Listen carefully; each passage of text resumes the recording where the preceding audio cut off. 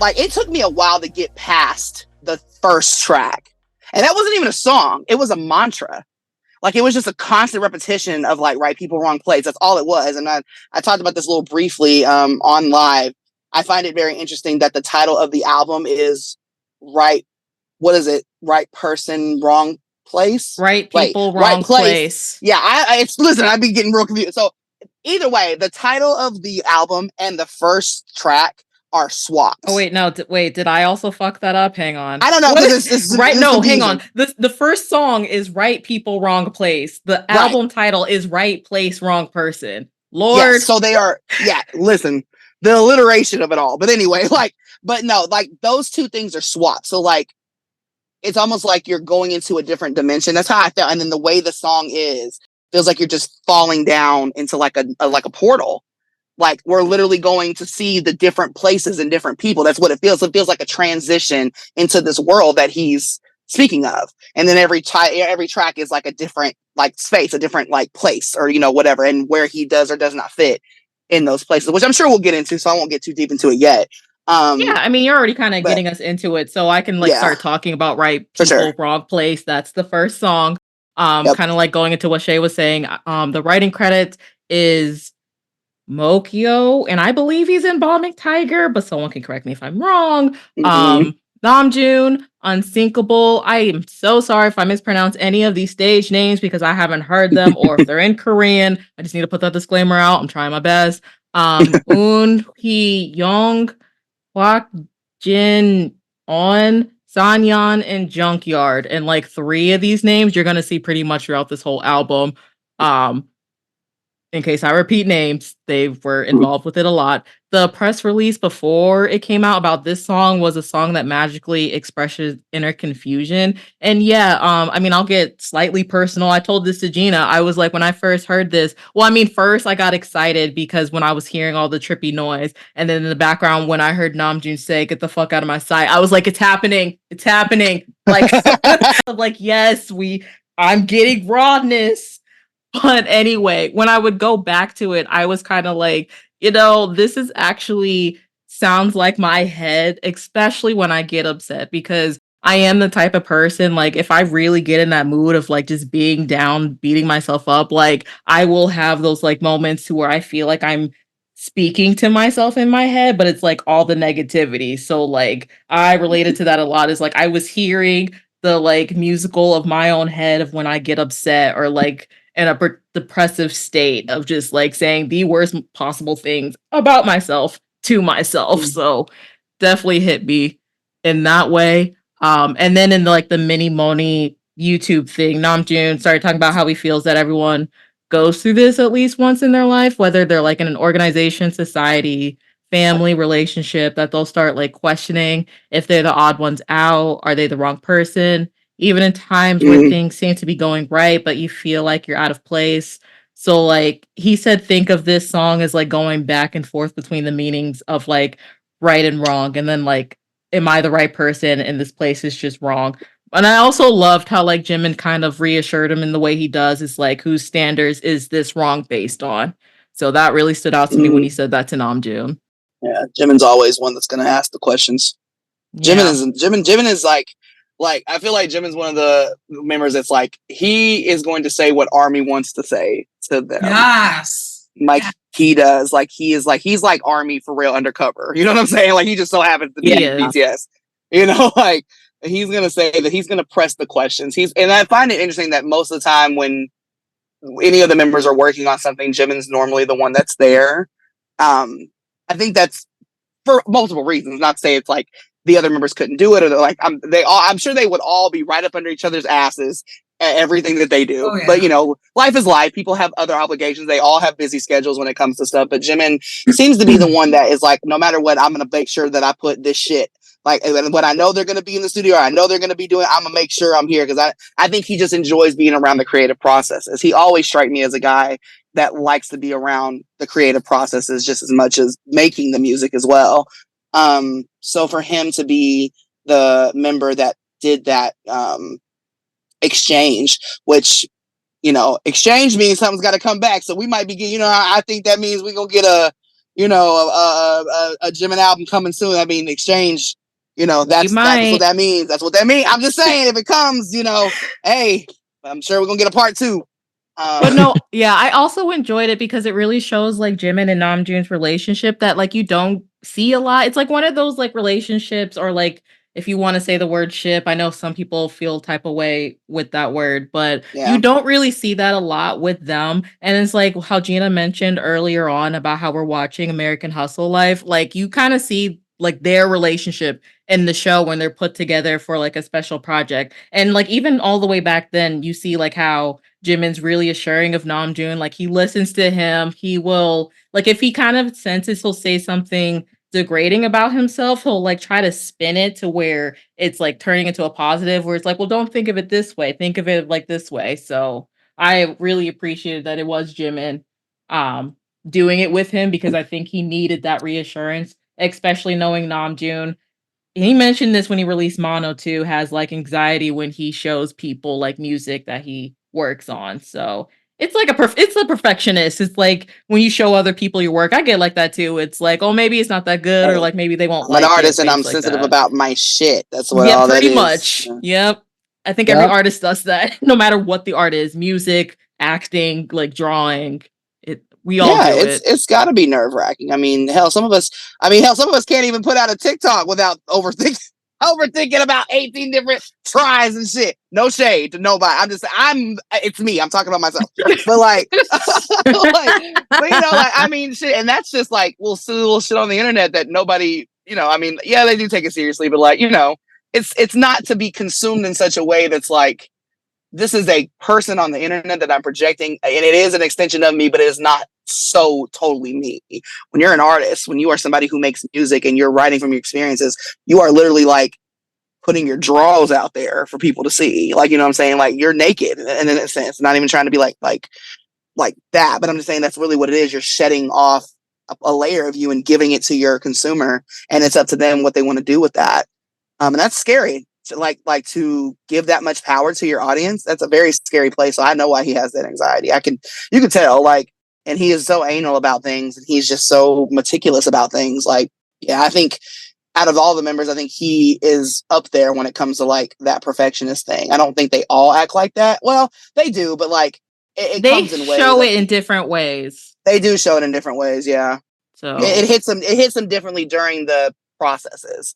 Yeah, like because JK used to be like that, and he had to really learn how to like kind of let go, because like you would notice it, and when he would apologize for things. As a former working people pleaser, I should know where that comes from. So still working on it. I think too, Jimin, for all the members, I've been noticing with all the stuff, especially in their solo eras, Jimin seems to be the person that sees the real deep human things in each member. Like, he seems to have a very emotional understanding of the members, and I feel like the members each disclose things to him that maybe like other members may not be privy to see. Like, I feel like people are very vulnerable with Jimin, because Jimin seems to have this very comforting aura. He's very like huggable and cuddly and bubbly. And I feel like just how Jimin is always the one that we have says that there's this childlike nature within Namjoon, that like, they give him tasks that he can do. And like, he says, he's more childlike than you think. And I think Jimin has a way of pulling out those vulnerabilities, but making them strengths. So where people, like other members, see them as flaws in themselves, he turns them into something beautiful. And I think too, that's something that he has learned through his own journey of becoming who he is and seeing himself, because he still has these tendencies to be hard on himself, but then he always now seems to correct himself when he says those things. And he's like, but it's not always that bad. Like, he's starting to recognize that these things that may be seen as flaws or things are not as terrible, and that they are just a part of you. And I think he's helps Namjoon see that it's okay to let these things out and these personal things, because he kept saying, you know, like, I know that you were going through a very hard time. You know, we can't really disclose it, but like you were going through something that was really hard, but look what you made. Like you were able to get it out. Like he's so supportive in that way. And I think that's something that is special, because even with like all the other members, like with Yoongi, like he was there through surgeries, and he was there through, and says, oh, I talked to Yoongi the other day before he left, or, you know, like we had cake and coffee. And then he went to see Hobie and Hobie Palooza, and he got Hobie to open up about, you know, how the stress really was affecting him at that time. Like, so I feel like Jimin was like the perfect person to kind of like introduce this album in a different way, because as someone who's close to him, he also had more insight than maybe some of the other members could have had, just because of discussions that I feel like maybe Jimin was able to have with him later. Yeah. Jimin's like a universal friend. Jimin is the one that I feel like he can acclimate to just about any situation when it comes to his friendships. Like I wouldn't be shocked. I don't know enough about like his past life and like as far as like I know he was a kind of popular kid, and he was like I think class president or something like that. But he would strike me as the kind of guy like in those situations that was like a friend to everyone, somebody that everybody liked pretty well. That was, you know, kind of like the ideal like high school student, you know what I'm saying? Wasn't like stuck up, it was like genuinely had like a love for people, very much a people person. And I think he has a very keen sense of what it means to be like intuitive when it comes to picking up on certain things with the members, which is why we see him a lot. We all like, I'm never shocked when like the members are like filming things on their own and we get a feature from Jimin, because like, yeah, duh, like, oh yeah, it's like yeah, if we don't get one, I'm like, where the fuck is Jimin? Where was he that day? Because I'm just expecting him to be there. It's like, yeah, it's like normal. Like it becomes almost like an inside joke at this point. But yeah, I do think it made the most sense, I think, for Jimin to be there. And I also feel like JK was sitting there like clutching his fist, because, you know, he really can't stand the Mini Money combo. He'd be really like, oh, my man. Like, but yeah, no. No, because I keep seeing a clip from, I guess, D-Day where like they were practicing when they were performing with Yoongi. So Jungkook was like doing his rehearsals with him, and then Namjoon came in, and then JK was about to leave, but then he was like, oh, I'm performing a like unreleased song on my new album, and JK came back, was like, well, I still have some time, let me just watch Namjoon perform. Like, yeah, do rehearsals. Listen, so you are not a bigger stan Namjoon bias. I call him the president. JK is the president of the Namjoon biases. I acknowledge the ultimate Namjoon bias. I will not ever pass JK when it comes to that. Yeah, that's my president. I look up to him as the I wouldn't be shocked if JK has like a small shrine of him sitting in a closet somewhere. If the man can repost fan art of Namjoon and JK, I would not be shocked. Okay. Yeah, honestly, that man loves, eats, breathes, sleeps Namjoon, which same, you know, I get it. I get it. I do. Okay, me too, JK. Me too. That's why we besties. Right. So, Jen, did you want to say anything about Right People, Wrong Place, as well as anything else we talked about? Like what Shay said, you know, when track 1 comes on, it's just chanting. That got me like almost instantly as well, because I was like, where's this going? Like, I'm already feeling some type of way. Like, Namjoon, what are you doing? Where are you tapping into? I was so open to this album to take me wherever it needed to take me, because I mostly just wanted to hear his stories. I wasn't really sitting there thinking, okay, I'm going to get really deep about like what beats and how it was produced and whatnot. Like, I just wanted to hear what he'd been going through. But then I'd said this on a live. It was so much better than I even thought it was going to be. Yeah. From track 1, there was no skips. And it just took me to a really strange place. I don't know. It was almost kind of hypnotic, this album. I really can't describe it. I can't.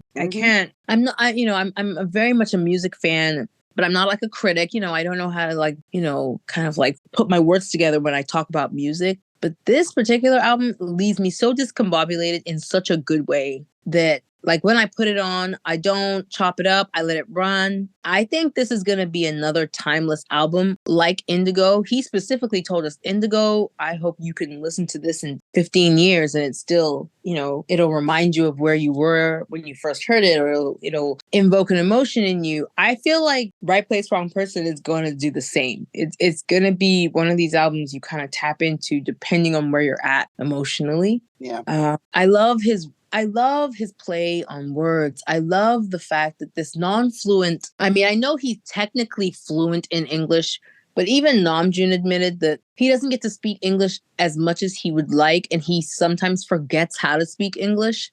So we can actually hear in some of the songs, like certain grammatical things and certain words he says that are not quite. And I've always found that to be so charming about Namjoon. Whereas like JK, for example, will work extra hard to make sure that he sounds, I guess, passable as a fluent English speaker when he sings. Namjoon doesn't do that. Namjoon, especially in this album, Namjoon is just being himself. So it feels so authentic. Like he's not trying to be the hip hop stereotype. He's not trying to be the alt boy, even though the album's kind of a mixture of both. It's like an alternative hip hop, jazz, soul, just cacophony of stuff. He just seems, this is just how it came out of him. Very genuine, very raw. And I'm just so thankful that he's able to express himself in this way, and he doesn't have to follow trends. He doesn't have to be, he doesn't have to worry about if he is going to make the charts. He is an artist, and we should be so honored that this is somebody that's a part of BTS who is so truly an artist. Like I could say, not to shade my bias in any way, love my man, but JK is very much a vessel for the charts. Hybe and Big Hit know that JK is a global, he will be a global icon as far as like, he makes something, releases something, he's got that sound, he's got that look, the energy, whatever. And I think it's authentic to JK to a degree that he's, like Shay said, he can do anything. He's very versatile. You give JK a task, he'll master it. With Namjoon, they're not going to put that kind of pressure on Namjoon to be what we all think hip hop should be, or what alternative should be, or what jazz should be. He's created his own sound. I don't know if that's me taking it too far, but I feel like Right Place Wrong is like this unique new alt hip hop soul genre that I've never personally listened to a lot of. Shay brought up the Moses Sumney collab. I discovered Moses Sumney through one of Namjoon's recommendations. I'd never listened to his music before. And then I started binging his stuff because he's so great. And that they have a very similar, Moses will sing in a very monotone kind of way, but he hits these amazing high notes. But like, it's you have to be in a certain kind of mood to listen to Moses Sumney tracks. And then, you look at the Lil Sims collab, very fun, very UK, very like he let her be herself. He did not control anything she did. A little bit like it with Indigo and Erykah Badu and the collabs on the Indigo album. You can tell Namjoon just tells people, okay, this is the idea I have, but please go crazy. And Lil Sims went off on her verse, had fun with it, didn't take it too seriously. And I just, can I talk about Domodachi for a second? For sure. You want to talk about it now or when we get to the song? Oh my goodness. But that is my favorite. I'm just going to say it now. I think that is my favorite song. I'm going to be honest.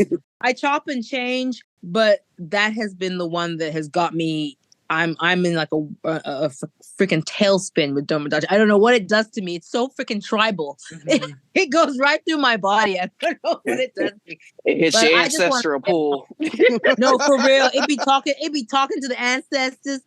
It be talking to all the, it's just, I don't know what he had eaten. Maybe he had some soul food before he started in the studio for that one. I don't know, but genuinely just like, thank you to Kim Namjoon for this album. I genuinely like it. It's just given me so much pride as an ARMY that I can look at my faves and say, they are so multifaceted. They're so layered.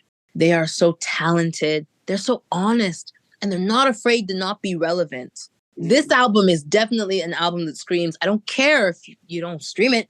I don't care if you can't make a dance trend in any of my songs. That's okay. And I've seen people try it. No shade, People but I have, trying. and it just has not been working. I'll say it. I saw the videos. Have y'all seen? It's cute and all, but I'm like, y'all don't have to do all this. You really don't. I said the same thing. I'm like, not everything needs to be a dance trend, okay? Because that's what we've been talking about with music in general when it comes to TikTok or just social media. But it's okay. You can just listen to it. Mm-hmm. Yeah, I think just speaking on that, I was watching an interview couple days ago, and I talked about in Discord of my favorite metal band, or I guess they would be considered metalcore, is Bring Me the Horizon. They're a band that's based out of Sheffield, and they're huge, global. One of the members has departed from the group, and it was really hurt my soul a little bit. I ain't gonna lie. He was such a vital member of the group. But Ollie, which is the lead singer, he was talking about the new album that they dropped, and he was talking about the connection now with social media and being an artist. And something that he said, I'm not gonna be able to paraphrase. I'm just gonna paraphrase it. He was just talking about, what do you want being an artist? Do you want to have to always make something that's going to be like a TikTok or a social media hit, or do you want to make the shit that makes you happy? And you can get all of it. He's like, I don't want to make any more money. I don't need any more accolades. I just want to make what feels good. I just want to make music that makes me happy, because after pandemic, that group had been pumping out shit like crazy just for the sake of being relevant, the sake of being on top. At some point, they say the top is lonely. It's lonely at the top. I don't really, and I've said this before, I don't think BTS has an issue with not being the hottest thing since sliced bread. They've been that. At some point, and I'm not even just trying to this is not I know this is all BTS. Yeah, listen, let me tell you something. Anybody who's going to hate, I love BTS and I think that they are the greatest things since fucking sliced bread, okay? But I don't think Girl, I'm just surprised BTS, some of the things I've said, no one's come at me yet, so listen, I really don't care. We don't know how far this will go. This might reach some crazy. So I just want everybody to know that we are true army here, but we're also logical, and we think for ourselves in this bitch. Okay. Anyway, now we got that disclaimer out the way. I don't think BTS has a problem with not being the hottest thing out.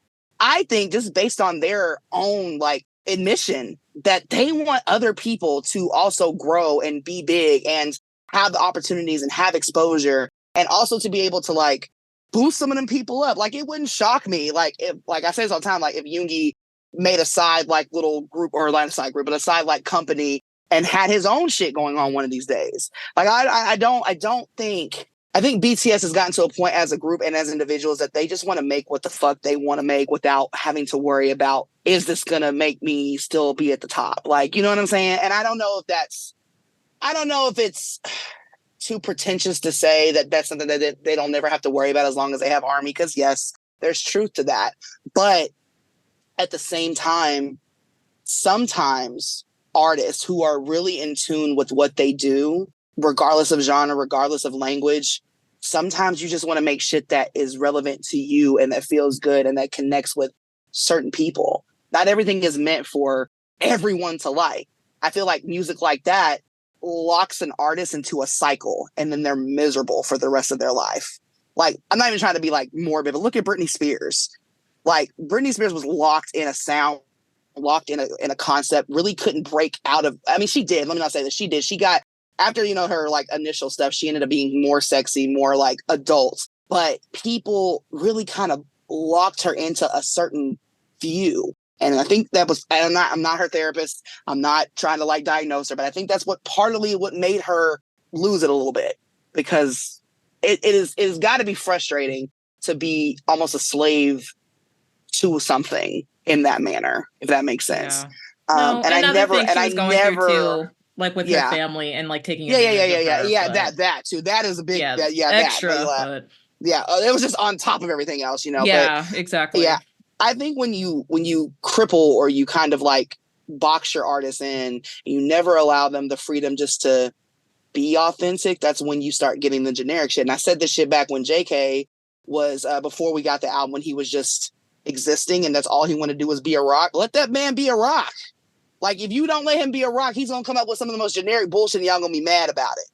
And you know what I'm saying? You know, because you can't, like, granted, you cannot satisfy everyone. And we know this. Everybody is not even the people, the most diehard fans I love everything. You are not gonna be able to satisfy them all the time. We know that. Yeah. People do change and sounds change and people don't like everything and people, whatever. But you also have to give your artist the space to rest, the space to exist and to experience. Because what the fuck are you going to get if you don't ever let them experience and live? If they're constantly going and they're constantly putting out music just for consumption's sake, because we do live in an over-consumptuous kind of society, especially in music, because that's what we have, an oversaturation in K-pop. And we have a lot of these groups that sound the same and do the same concepts, and nothing is original anymore. So if you don't allow them some space, that's why a lot of the bigger artists that we know, like the Adeles, they take long-ass hiatuses between albums. They got to go live life. You got to allow them to go live some life and like have some heartbreak and have, I mean, shit. I think there's a whole campaign of people that want Bruno Mars to get to be heartbroken so he can stop putting out all this real, like, you know what I'm saying? Like, somebody break his fucking heart. Like, you know what I mean? Like, yeah, but I mean, like, and then just to wrap that up, I just think that we're seeing that play out with Namjoon. I think they all have the ability to be transparent. All of them have really talked about very personal stuff, from Face and Jimin talking about his friendships through the pandemic. And, you know, I don't even think personally, like, Tae's album was super, like, personal to his experiences, but it was a sound that he enjoyed and a concept that he loved, and he found identity in it, and that would translate it really well. You know, same with JK. I don't know if he actually identified with anything that he was talking about, but he loved that sound. He loved what he did, and it translated really well. Clearly, sometimes it's not always about the all deep introspective stuff, but Namjoon's one of those people that I think is somebody who loves to pour himself into the music literally. And yeah, so I think that's also why he's so sensitive about his shit. So yeah.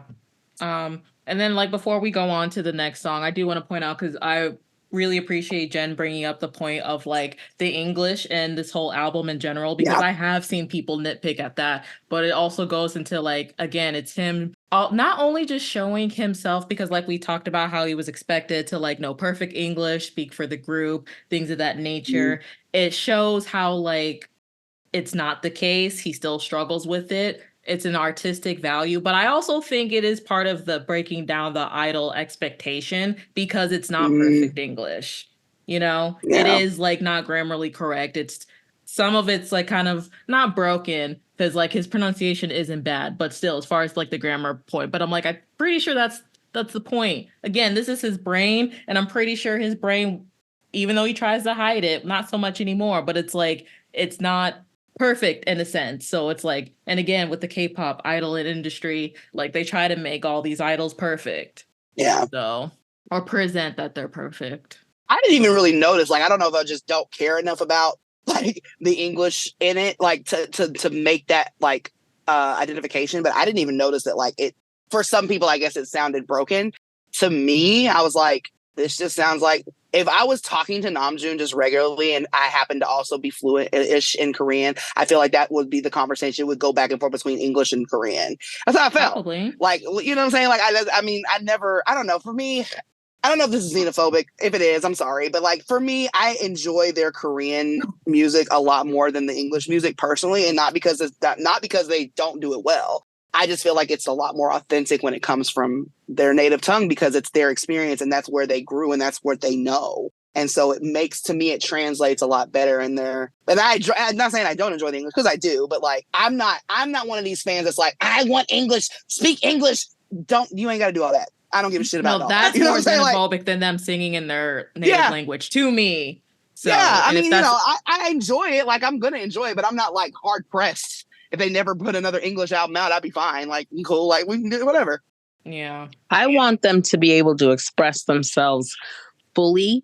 And I think they can be limited if they're forced to kind of like throw in too much English. I feel like Rapline in particular give us some of their really hardest stuff. Like, the stuff that moves us the most is stuff in their native tongue. And, you know, I mean, I'm happy with whatever they put out, because they put work into it. They won't give you anything that's messy or rushed just to appease people. I mean, we could talk about the English 3.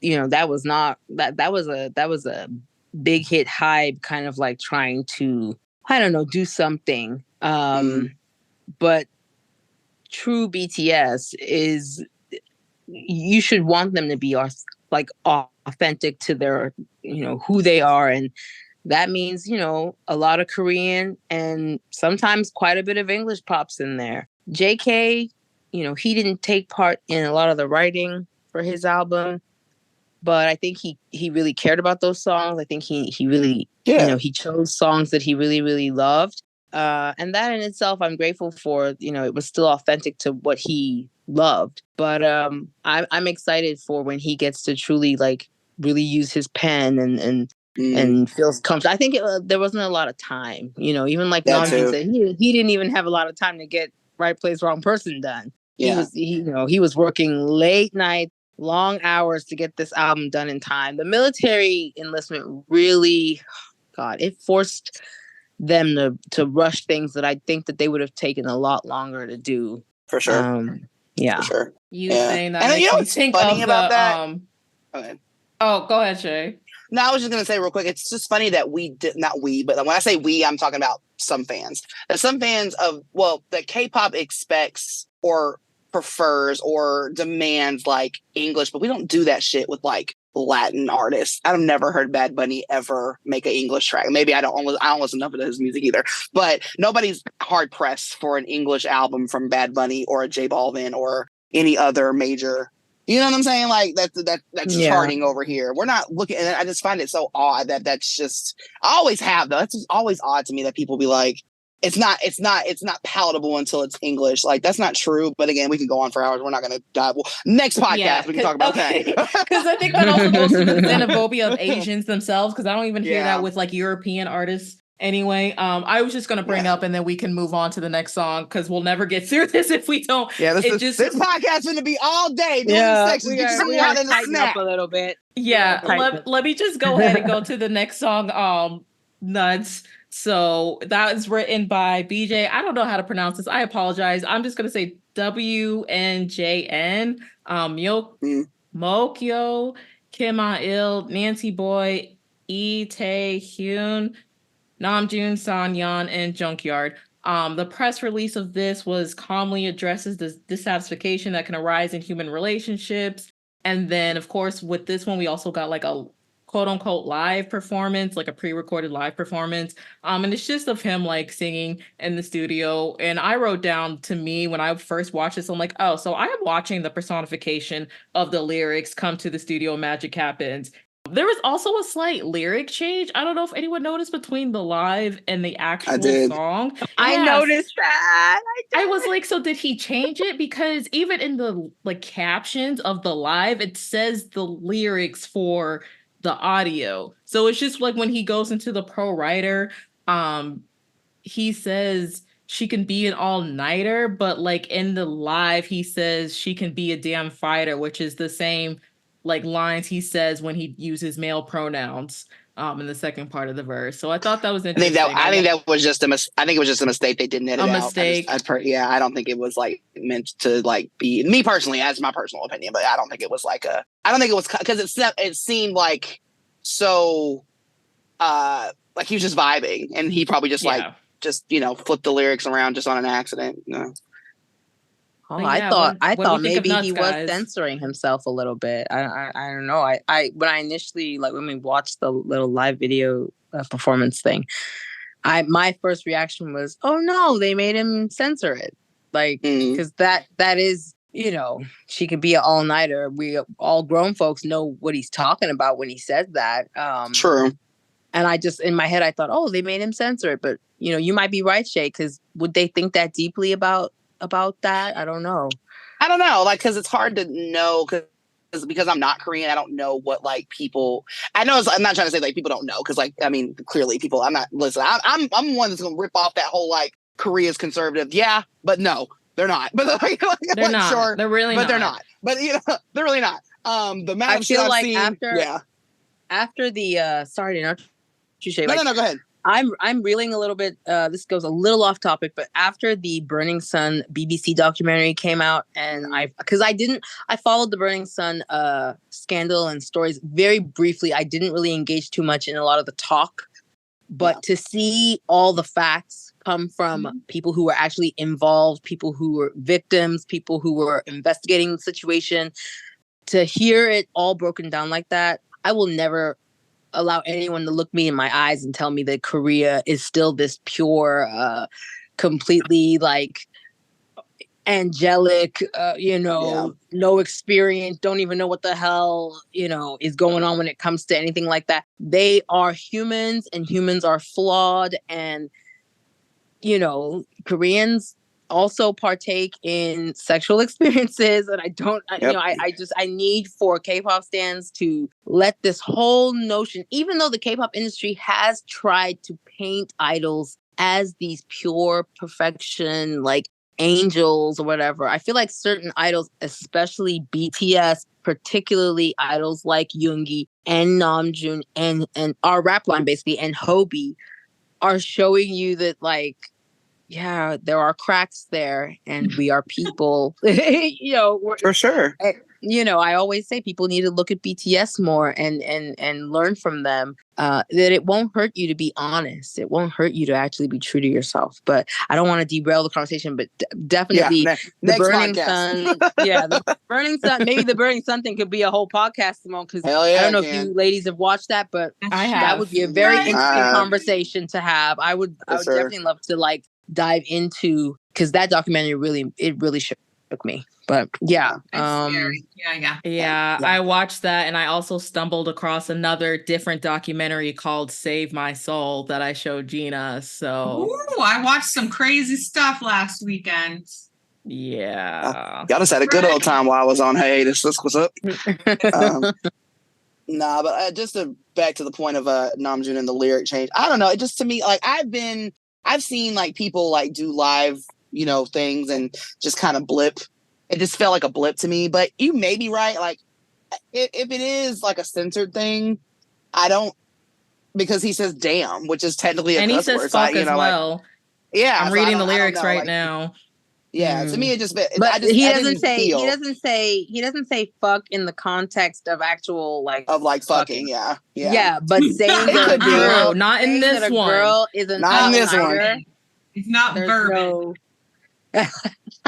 Yeah, I feel like I feel like Korea. They do kind of pick and choose what they like to like. They do, like absolutely. They do. Because he literally says, "Lay back, you never felt so high." What the fuck do you think he's talking about there? Like, you know what I'm saying? Like, what? I mean, when you're dizzy, you just came off of a roller coaster. That's what he meant. Yeah, okay. That's what he meant. Absolutely. Yeah. You've been at Lotte World and you were on one of the scary rides. That's it. Yep, that's what it meant. You just gotta lay down to make sure you're not too dizzy. Yeah. Right. We don't make sure you don't pass out. Okay. I think Nuts in general is one of those songs that could be interpreted in so many ways.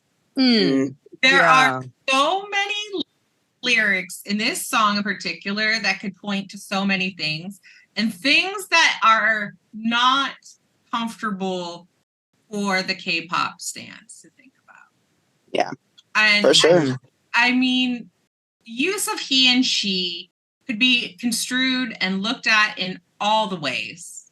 Yep. You could be talking about gay and straight. You could be talking about bisexuality. He could be talking about her and him. It could be seen in so many ways that it's crazy to me, and it's beautiful to me, because it does point out too that we don't know these people. Yep. Like, we don't know the true Namjoon, because unless he literally says to my face, I will never know. But in these lyrics and with context clues of things we've seen from him, you can get a picture of what he means. You know what I'm saying? And I love this song though a lot because of the ways it could be seen. But then he spells it out for us.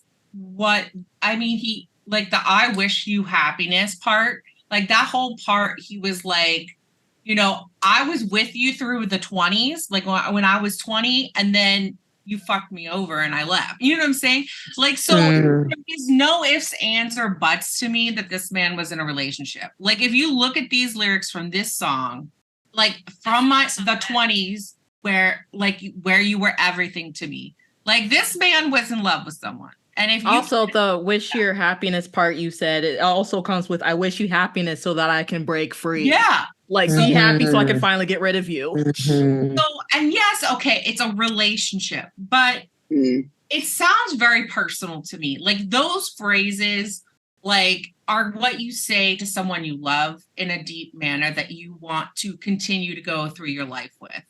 And just the word nuts, like you have somebody by the balls is what I look at this song. Like this person had him by the balls essentially, and he wants them to let go. Like whether that's what he means, I don't know. But like I said, this song to me is so much more than I think, because this to me, like nuts is such a like interesting word. Because yeah, it's a wordplay on being a little crazy too. Because this relationship obviously was a little crazy. There was chaos involved. So, but I just love this song because of all the ways you could twist it to see different viewpoints of what he was experiencing at that time in his life. Because no relationship is one-sided. You're always going to have different sides and different facets because everybody is complex. And I think that's why I love this song so much, is just the way he phrased things in this song in particular. Yeah. I think for me, with Nuts is my favorite. It is my favorite song. And when I heard it the first time, Intoxicated, I was really captivated by just like that funk sound. It gave me very much like Thundercat, which I love me some Thundercat. But like it just gave me like that. Like I knew it was gonna be like, as soon as I heard the bass line or whatever that little noise is that essentially is the bass line, I knew it was gonna be like grimy. I knew it was gonna be like him fleshing out whatever the fuck. I feel like the predecessor to Nuts is Closer, me personally. Because Closer was hinting to the relationship, and that was kind of the first time that anybody really was like, oh, this is about that relationship. I feel like Nuts was the closer to that first initial thought. And for me, like you said, everybody can interpret it and like I get like, you know, we were like, oh yeah, we stand a bisexual, and that's fine. Like me personally, I don't give a shit what Namjoon is as far as his sexuality, because he ain't mine. So that's all I care about. You're gonna be mine. I don't give a fuck what you is. If you're gonna be mine, let me know. But anyway, I think for me, when I heard it, I thought he was talking, before I heard the end of the song, I thought he was narrating. Like he was talking about a relationship, maybe not his, but like just a relationship, like talking about like the two individuals that both had like flaws that brought flaws to the relationship. Because at the end of both of those like descriptions, he's talking about like love is for the freaks, which could be interpreted in a couple ways. You know what I'm saying? It could be like love is for the freaks, like in a literal sense of like freaky people, like freaky, like sexually like active people, or it could be like freaks as far as like weird, strange. Like it takes a strange person to be loving someone. It does, because it makes you do strange shit. You know what I'm saying? So like there was a few ways, like when I listened to it a couple times, I was like, that's what I'm saying. Like Namjoon is he's so outside of the box that you have to come outside the box. You can't be in the box when you listen to his shit. You have to come out where he's at to understand, or at least to try to conceptualize what he's talking about. I love the transitions through the music, through the instrumentation. Just again, we start with this like funky like bass, and then we turn into like this again, like going through a portal, and it's like we're flying through the air, and then there's like we plummeted and we hit the bottom of like a pit at that very last part. It took me through so many emotions. Like when I say I listen to that song like every fucking day, like I go through it, because like it feels like it legit, like not even trying to like be funny, like when we talk about like how he's talking about, oh, it was a latte. No, I really do feel like this is what it feels like to be on a roller coaster, because I don't get on them bitches. I don't trust them. But if I did, I feel like that's what it feels like. You start with like this, like, okay, this is fine. And then you're up and you get like the adrenaline of like being at the top, and then you plummet and your stomach drops in the bottom of your ass. That's how I felt like the whole time I was listening to it. So, and then I can see how that translates to like nuts, because that would drive me nuts. So that was my whole like experience with Nuts, and it is my favorite song off the album. But I think too, like kind of the transition between this one and Out of Love, like how it flows is like so brilliant. Like it literally took me off guard. And I think too, like those two songs are linked together for a reason. For sure. But I just love how he didn't stop the music from flowing. Like he just, because it was like, this was a full thought. Like when he made those two songs, it was like a full thought. And I think he literally was like, how do I divide my ideas up? It's like starting a brand new paragraph. It's like I didn't even notice that we jumped into the next song at first. I had to look. No, I didn't. I thought it was the same song. I was so confused. And I think that's why I love it. Like, it's not my favorite, but I think it's just so smart. Like, literally, it was just so good. It was like he was switching paragraphs in the story. And I just like loved it because I didn't know either. It was two separate. Like literally, I'm like, oh, he's like doing something cool. It's a bridge or whatever. And no, it was like switched over, and I blacked out. Like I didn't even know. I do want to talk about the writers for this. I think when your name is first, that means like you had the most like hand in the writing. So obviously, Namjoon's is first. RM, Supreme Boy, Ice Cream, and 2 C's and Ice, Drum, No Identity, Unsinkable, M. Ju Sung, Zior Park, Son Yan, and Junkyard. Those are the people that wrote this song. And then the press release says that it tells the story of a person who stopped believing in love. And yeah, definitely. Stop believing in love, says love is fake, it's not real. But not even just like a relationship. Honestly, you can, I feel like, some people will take this the wrong way, but I do feel like this can also go into like the relationship between your fave and the fans, especially at the beginning when he does talk about like the smoking and drinking and like it's his business of what he does to his body. Like you could talk your shit, but that's not really, or like your opinion shouldn't really. I get the concern, especially when it comes to those things for your health, but at the end of the day, like you are not Tim. You don't know what he's doing outside to take care of his body. Listen, but it's also part of like a control. I ain't gonna take nobody talking shit about him smoking cigarettes if you are also shoving down 8, 9, 12 fucking large fries every day. Shut the hell up. Like, you know what I'm saying? Like, if you are, like again, I don't judge nobody in their vices. Him smoking a couple cigarettes because of the stress, you better be glad he's not doing crack cocaine. You know what I'm saying? Like, just be thankful. You know, not saying you. I'm just saying the people that gave him so much shit. Yeah, like, that's what I mean. Is it? Yeah. But like, too, I also don't think he's talking about just him. I also think he's like, this is a shot for the rest of the members because the first one, if we're being honest, that really would always get into like the smoking scandals, quote unquote, is Tay. Yeah. Then it went to like JK. And then Yoongi. And yeah, well, I don't know about Yoongi because his was more in his music video than like someone leaking. Nah, that man smokes. You can't tell me the way he lit that cigarette up. That man smokes. Like, listen, then, that's a smoker. I know a smoker when I see one. Smoked at one point in time. Okay, all of them has smoked at one point in time. Okay. Yeah. Even the cleanest man alive, Kobe. Okay, his 800-step skincare routine has smoked at least one time. Yeah, it's so common. It's such a thing over there. And you go, and you feel a little better. Okay, I haven't. But I'm not even trying to be funny, but like, I would like to know, not that like inhaling any smoke is bad, but the thing that makes cigarettes so bad in the States is the filter. When people smoke, like Native Americans were smoking tobacco straight out of pipes, and they lived to be like in their freaking like hundreds. You know what I'm saying? So like, I don't necessarily think, and I don't know what the cigarette looks like over there in South Korea. I don't know. I don't live there, but tobacco in and of itself is used for medicine.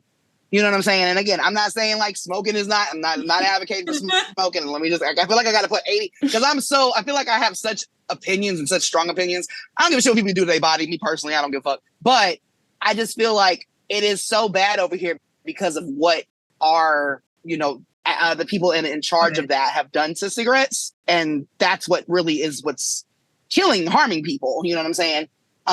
Is the tar and the filter and the fiberglass that's in those filters and stuff. But like I said, Native Americans were smoking pipes and using it as medicine. And like I said, they live to be old and healthy. Yeah. They're just aware. Like he's saying, I'm fucking aware that it's bad for me, but I'm not going to stop because I want to do it. I'm a grown ass man. Yeah.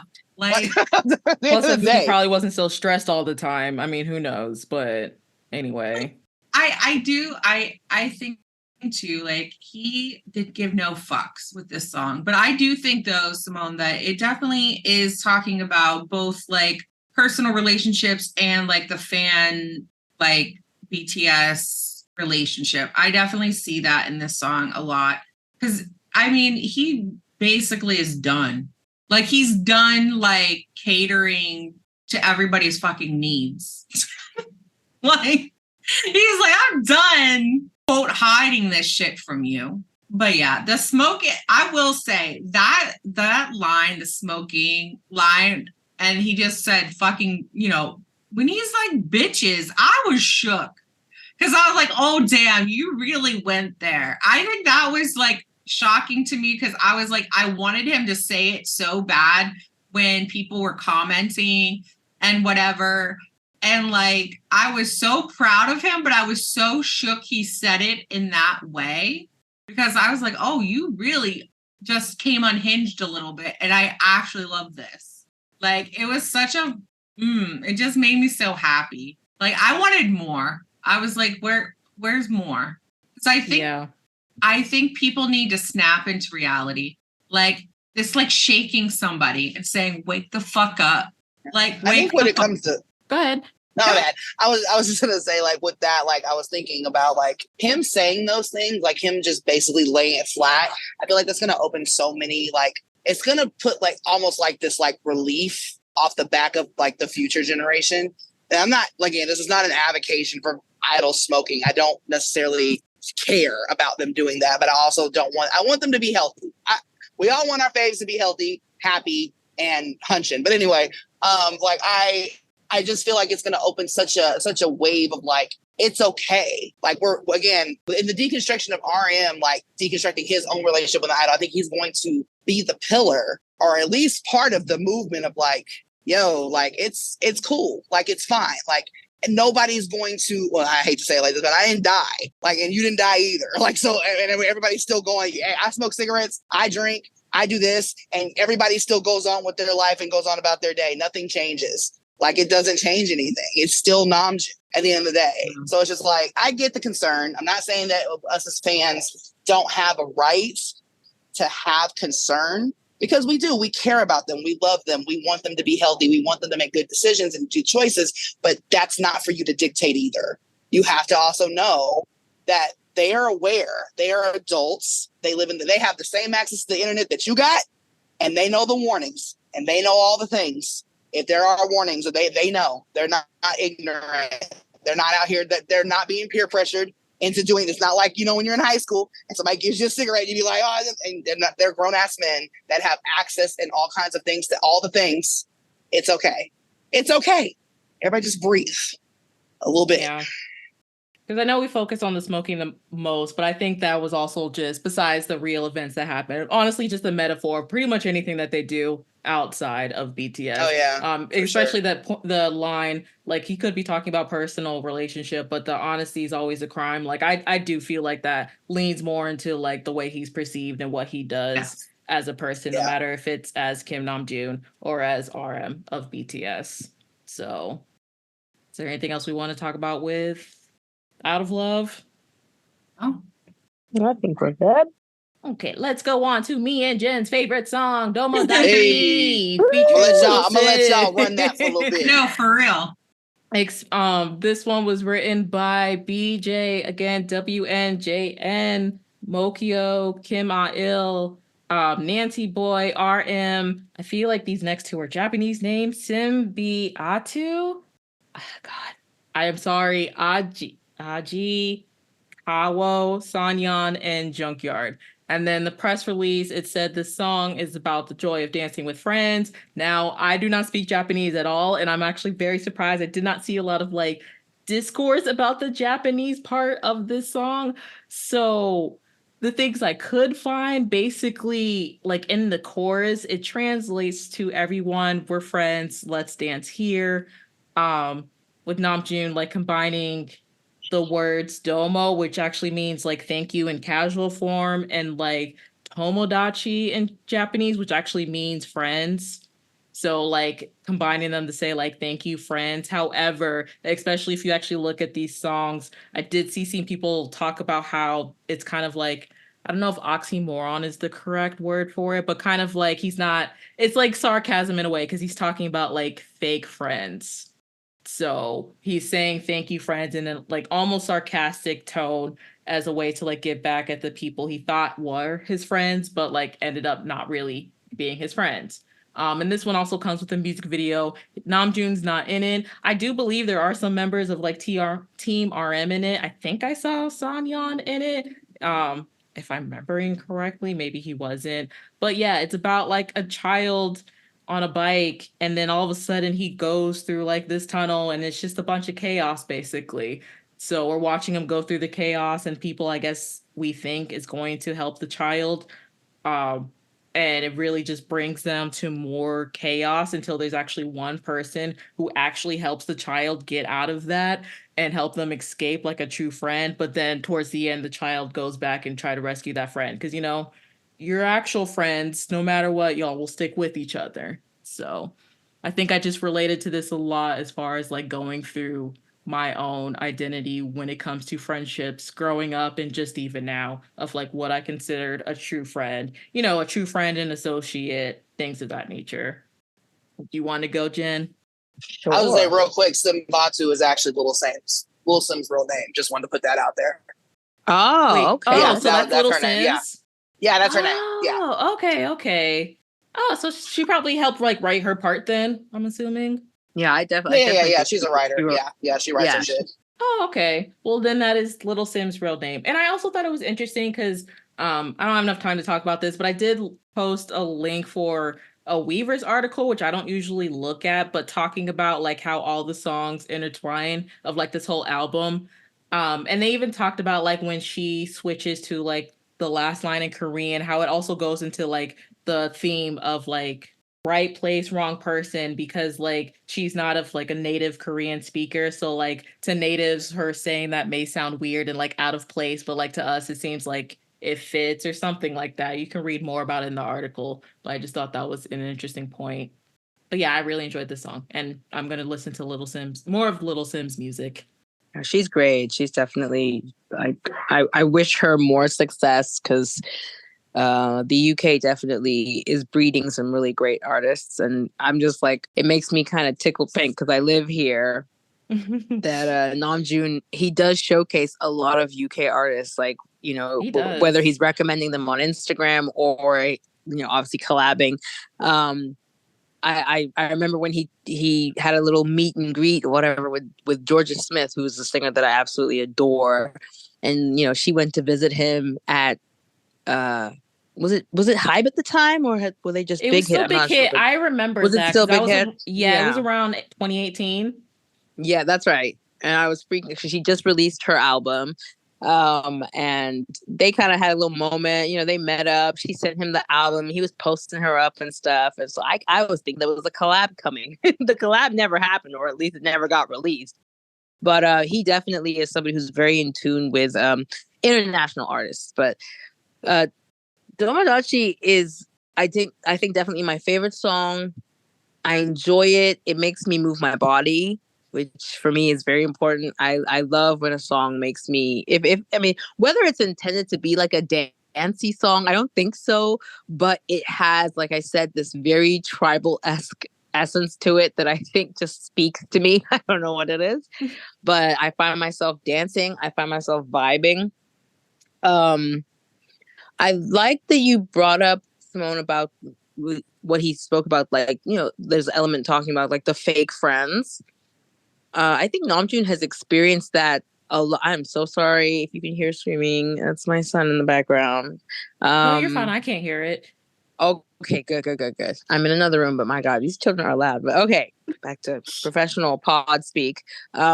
So with the fake friends thing, I think that's really important. And I think there's a big chunk of time in Namjoon's journey that we either were not privy to or that we missed. Namjoon went through this phase of like deleting pictures. He would delete pictures, you know, because he had his crew, his original crew, who he'd been friends with for a long time.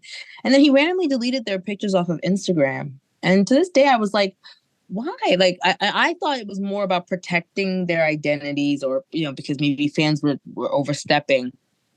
For all we know, it was just more transitions through, figuring out who the fake friends were. Because as much as being an idol will attract new people into your life that are not genuine, it will also change the people who have been in your life who might not be able to handle the fact that you are one of the biggest stars on earth.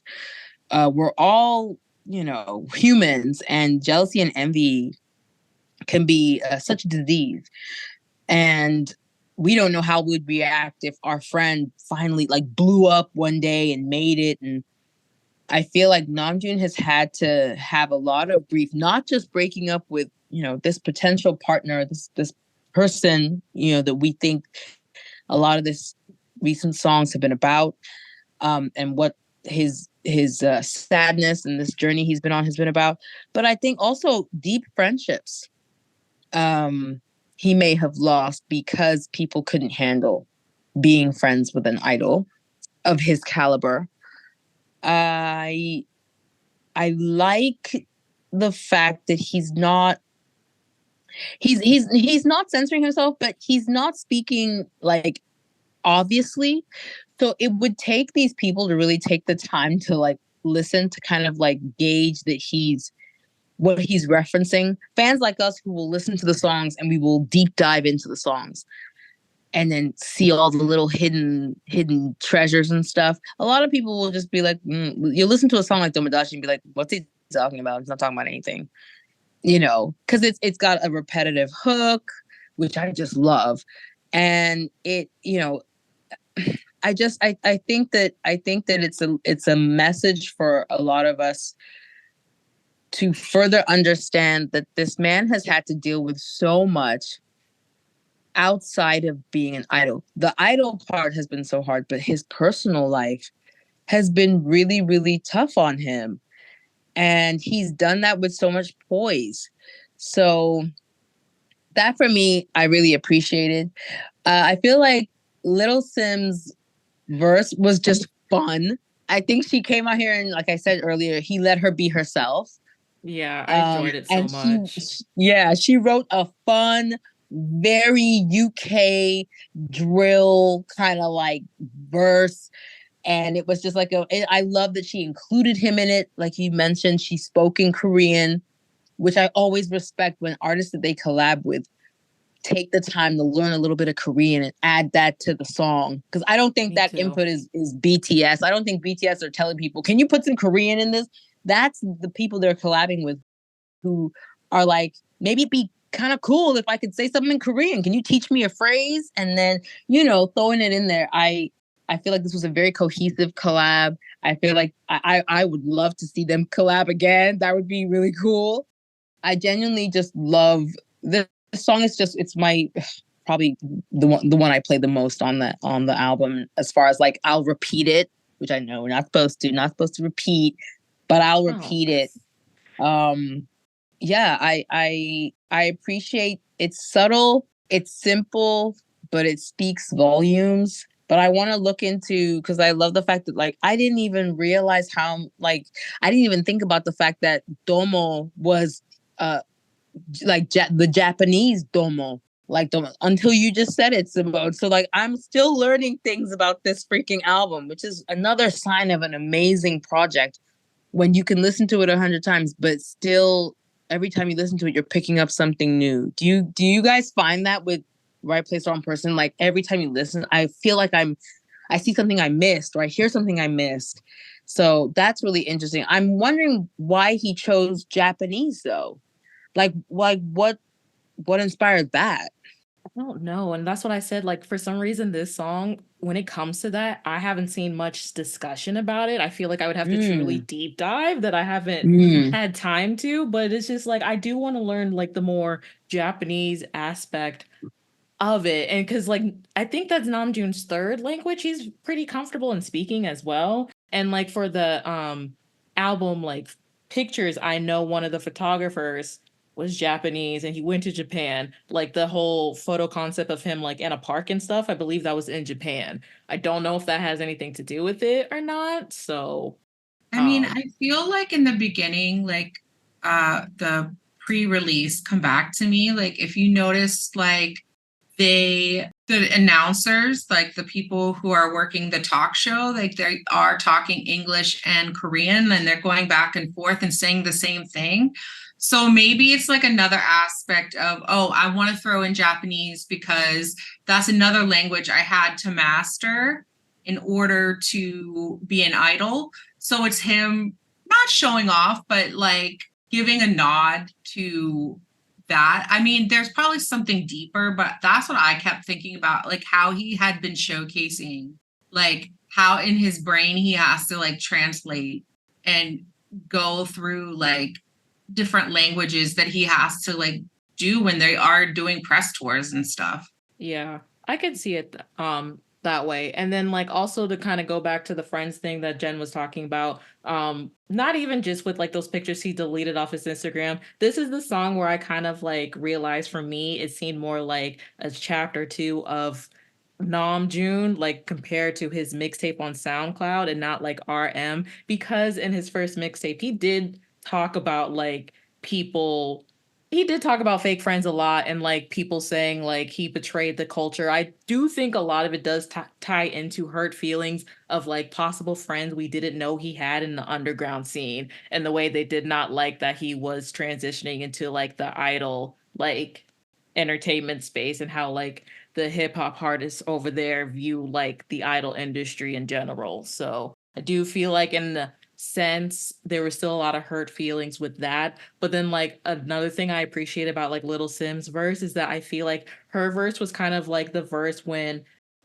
you find your actual, like when you find your people, basically. That's what it seemed like to me. Seemed like his was talking about like the fake friends and like, because like he also doesn't really do it, he does it in a shady way, but he's also, I don't want to say not disrespectful because he's very sarcastic, so like he can be, but it wasn't too insulting in a way. I'm trying to figure out if that makes sense, but his was kind of on that sense, and then hers was kind of like when I find my real people, like yeah, we're gonna be together, we're gonna be partying. Let me see like what her actual verse is. Yeah, like because there's a part where she's like, that's my dog, that's my homie, like I'm gonna set them up and all that. So, and like you better treat them with respect. No, I agree. You know, you've opened my mind to a different whole thing. Like I didn't even really think about as far as like the underground scene and him having relationships that we didn't really know about. And maybe it wasn't just that I can't remember that rapper's name, but he's irrelevant. The one that openly came for him and Yoongi all those years ago and called them out for disrespecting the underground rap scene or what have you because they became idols. That guy, he was not Namjoon's friend or Yoongi's friend. He was just a random rapper who they probably thought was good. And they, you know, I don't know much about him. So I don't know if he was someone who was like looked up to or if he was like big on the underground scene. But if there are underground, you know, hip hop Korean artists that have like stepped away because, I don't know, BTS got too big or too successful and showed their true colors and kind of like, you know, maybe have said things to Namjoon. I can't imagine how that would feel. Yeah.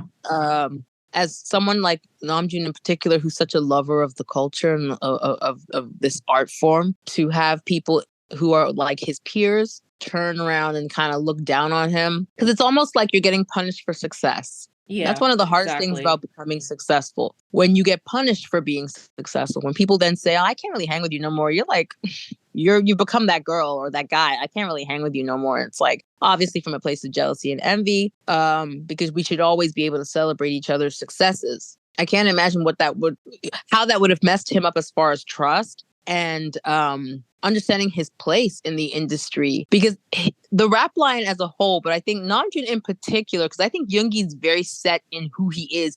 You're not shaking Yoongi. Yoongi knows who he is, what he's about, but Namjoon has been someone who has tried to chameleonize himself throughout his career, and that's why he's reached a point where he's just tired of doing that and he's not going to do it anymore. But I can't imagine, you know, him trying to find a way to please everybody and then you realize you're pleasing no one, even yourself. And I don't know. It being a hip hop artist, but then a K-pop idol, it's unfortunate that the two things can't be respected because there's this whole stigma that idol rappers are not really rappers. Yeah. And unfortunately, it is true to a degree. They just have people on there who rap. That's it. Like, they're not rappers. They don't write. I mean, even like Jackson Wang, because you guys are fans of Jackson Wang. He had said that a long time ago when Namjoon and him were on some show. But like, even look at him now that he's not in GOT7 anymore. He doesn't rap anymore at all. He does not rap. He was so honest. And I know there's a lot of them like that. He was so honest. And that, funny enough, when he admitted that, it was very much a public admittance on a live Korean show that he was on with Namjoon, and they wanted him to freestyle or battle rap against Namjoon. And Jackson Wang, and I respect him so much, that he was like, "You are not going to catch me out here slipping. You want me to rap against this man?" He's like, "No, thank you." So. He shut that shit down straight away. He was like, "No, sir, no, thank you. I am not a rapper. Let this be the platform where I tell everybody in the world I am not a rapper. I showed up to that audition. I did a little dancey dance. I looked cute, and they said, 'You're the rapper.' And I said, 'Okay,' because I wanted to be an idol, you know." And so for that, I think that him being painted with this kind of like, well, you're a K-pop idol. There's no way you get the culture. And plus, you're successful now, so there's no way you understand struggle, because that's where we, culturally and historically, rap in itself has come from the story of struggle. Hip hop and rap has come from either the story of struggle that leads to the story of, success from that struggle. So I used to be on the block, on the street. I used to be doing this and this, but now I got the chains, I got the women, I got the blah, blah, blah. Rap is so versatile now and so layered now that I think even Namjoon has had to kind of like be true to the fact that he doesn't have to be a stereotypical rapper. He doesn't. I can still call Right Place, Wrong Person a rap album because Namjoon is rapping. He's giving you amazing verses. He's, double on, like, he's giving you like plays on words and stuff like that. But it'd be too hard to, like, he wouldn't be able to like put this album forward for a Grammy because he probably wouldn't know what to put it under, honestly. Yeah. And I think that's kind of great. I think that's great. It shows me that this is truly authentic to him. But if not to veer off from talking about the song, Domodachi is I need to learn more. I'm gonna go back. I want to deep dive to Simone and whatever information. I would love to see some videos from you, Simone, talking about what you find. That would be amazing. You're right. Not a lot of people are talking about this song, so maybe it didn't speak to too many people. But that's okay. It's going to speak to who it speaks to. The album itself is going to speak to who it speaks to. But I'm so thankful that Namjoon gave me this little kind of like, this is my little song that I can kind of just like groove to and vibe to and not think too deeply about. But it makes me sad thinking about how much loss he's had as far as friendships, relationships. But how amazing is it that this new family that he's made, the Bombing Tiger team, the Namjoon team, Team RM, like, they look genuinely like a family. They do. And that family has created something very special. And I really pray that these friendships last, because I want that for Namjoon. I want stability for him. And I think that's all he wants, is to know that, do you ride for me? Are you here for me? Like, are you good? Are you real? Cool. Because I think he's a very loyal person. No, genuinely. Yeah, I think he's very loyal, and he honestly, like, when he loves something or someone, you can tell he like loves deep, like very deep. But I do hope that as well, because like I know, especially when we talk about what attracts us with BTS and like their friendship, and like, no one wants to admit it, but they are still coworkers, but they were able to get to a point to where they're also a newfound family because of what they went through. And sometimes you don't see that a lot with other idols or even just like bands and groups in general. But it's like, you do also need other types of friends to like help you see other things as well. So these are kind of like just his friends out of BTS. It doesn't mean he loves any of the members of BTS any less. It's just a different like set of friends. We all have that. So I think it gives you more groups, layers. different pockets. Yeah. You can kind of, you can kind of I feel like he feels like he can truly be who he wants to be, depending on which group he's a part of. Different friend groups bring out different things in you. And I think it's good to have a good mix of personalities in your friend groups. I don't think it's authentic to just be like, I only hang out with people who do this or have this job or listen to this kind of music. Like, we're all very, we all might seem very like singular, like personality wise, but we're all very complicated and complex people. Like Simone, yourself, like, you sometimes can come across as like very quiet and maybe very like introspective. But I know you can party. Like, I know that in the right spaces, when you are comfortable, and I think Namjoon is very similar to you in that way. Very similar in that way. We see him do things with his team RM that I don't think he would be comfortable doing around the members. Like, I feel like he can be a different side of himself. He can be a little bit grubby. He can be a little bit, he can relax. Like, even just like him and I think you mentioned, is it San? That they were having that whole thing where they would post pictures of each other sleeping. Yes. Like, that little thing was just like, it was so funny. And so I just loved being allowed to see this, like, that little bit of like that friendship. It's such an intimate thing. Like, he's at his friend's house, passed out, and his friend takes a picture, and then he's like, "Oh, bet, okay." And then I love that. I love that they bring out that fun, relaxed side of him that doesn't care anymore. Doesn't have to keep up appearances. Even him shaving his head months before he needed to. I feel like it was him saying, a period. Like, I'm going to empower myself. I'm going to have to do this anyway. So fuck it. I'm going to shave my head now and I'm going to rock it. And I'm going to make sure I'm comfortable with it. And I'm going to try and, get used to it. And, hell, I might even like it. And I think he actually liked having short hair. It's not a very typical idol look. Okay. So, like, look at JK, Jimmy. Everybody waited till the last minute, literally seconds before they had to go, before they shaved their heads. Namjoon was like, nah, I'm going to make sure I get used to this. And I think he ended up feeling actually very free. I think shaving his typical beautiful idol locks was kind of freeing for him. Which is funny because you actually see that with like women talk about that a lot too, like how they change their hair when they're going through different like stages of their life. Like they'll either get a haircut, they'll dye their hair. So yeah, like us black girlies, we do the big chop. Well, we get to a point where we're like, I love my afro, but I'm tired of the shit. I've had that phase way too many times. I might have been big there. 40, but girl, I think I did my first big chop when I was like 26. I shaved my head, bitch. I had a mohawk for a while and then I just shaved the whole thing. And I fucking loved it. It was so freeing to be able to leave the house without worrying about my goddamn hair. But I love my hair. Like, don't get me wrong. I absolutely love having hair. But that experience of having like a shaved head was so fucking freeing. And I dyed it blonde when it started to grow back. I dyed that shit blonde. That was cute. So it's very much like, I think Namjoon, he dyed it silver. He looked so hot with that silver. I love this. Get out of town.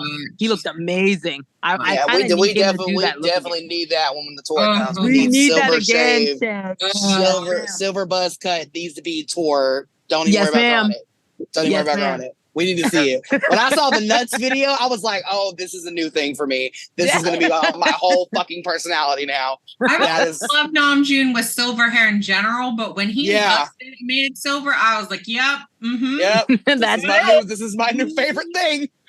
For sure. I want to rub up on it in so many ways. Like, oh my God, when guys have their hair like that, it's so soft. Like, I love it. Yeah. So, I'm just saying. I know a lot of people were team mullet and long hair, but I'm like, no, keep this. Like, love that for him. Honestly. Absolutely.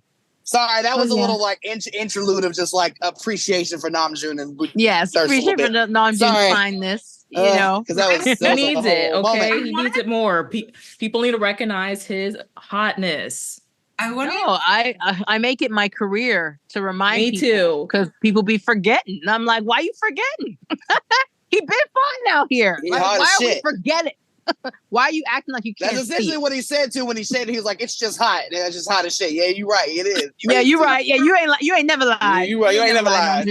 Like, and I think that's important too to like even mention because like, you know, hair in and of itself holds so much like trauma.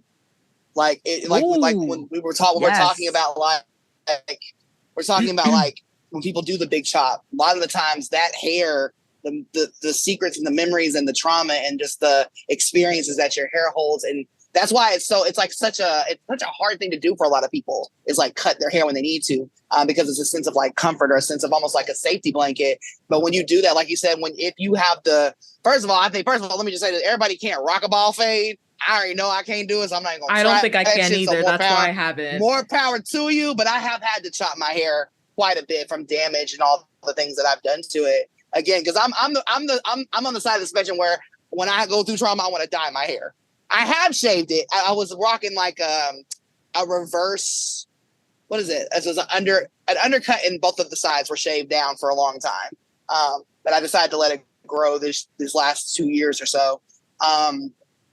But yeah, like it's almost like it's like shedding of a new skin, shedding of a new, like you're stepping into a new space. I do think looking back over it, it was symbolic. Yes, there was this looming presence of the enlistment, but this was symbolic to this album as well. It needed to happen. Like, I don't think it would have hit, to be honest, I don't know if this album would have hit the same if he had hair. I don't know. I don't know why I feel that way, but I feel like he needed to be so outside of the typical Idol space and what we know him as, and can basically do, again, right person, wrong place, whatever, flip it, do whatever. It literally, everything down. Namdu doesn't do shit without intention.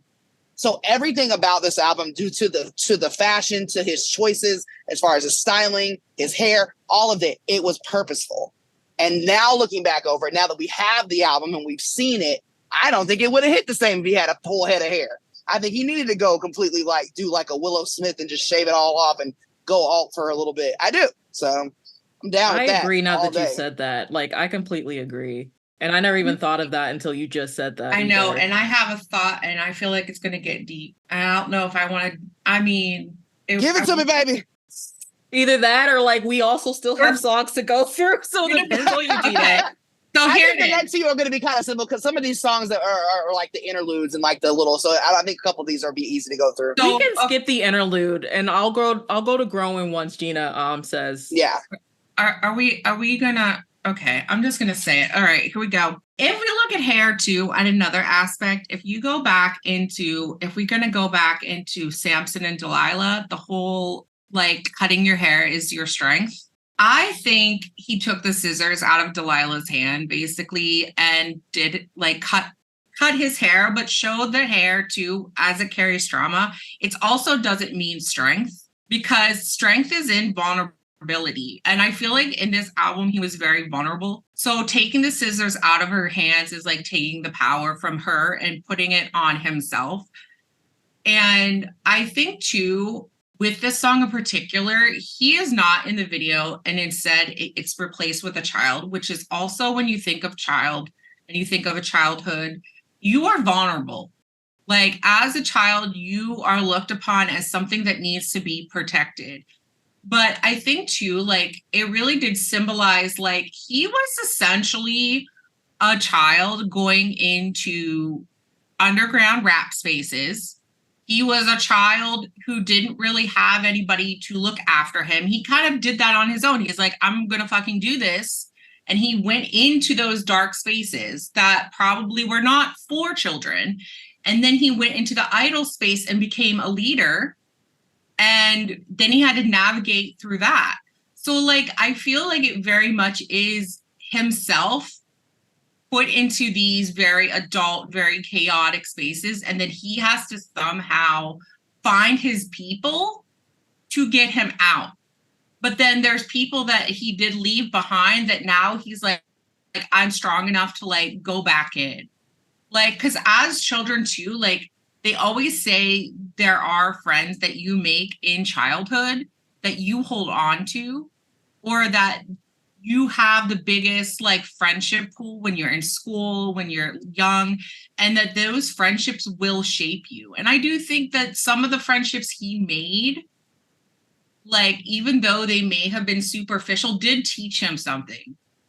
did help him navigate better to be an adult, because he's now in his 30s and he's going to be navigating a different space. And I mean, even now, like, as we see Namjoon in the military space, in a very adult, structured space, he is making friendships. Like, he's in photo booths with other men, and he's making adult friendships. And it's so nice to see that.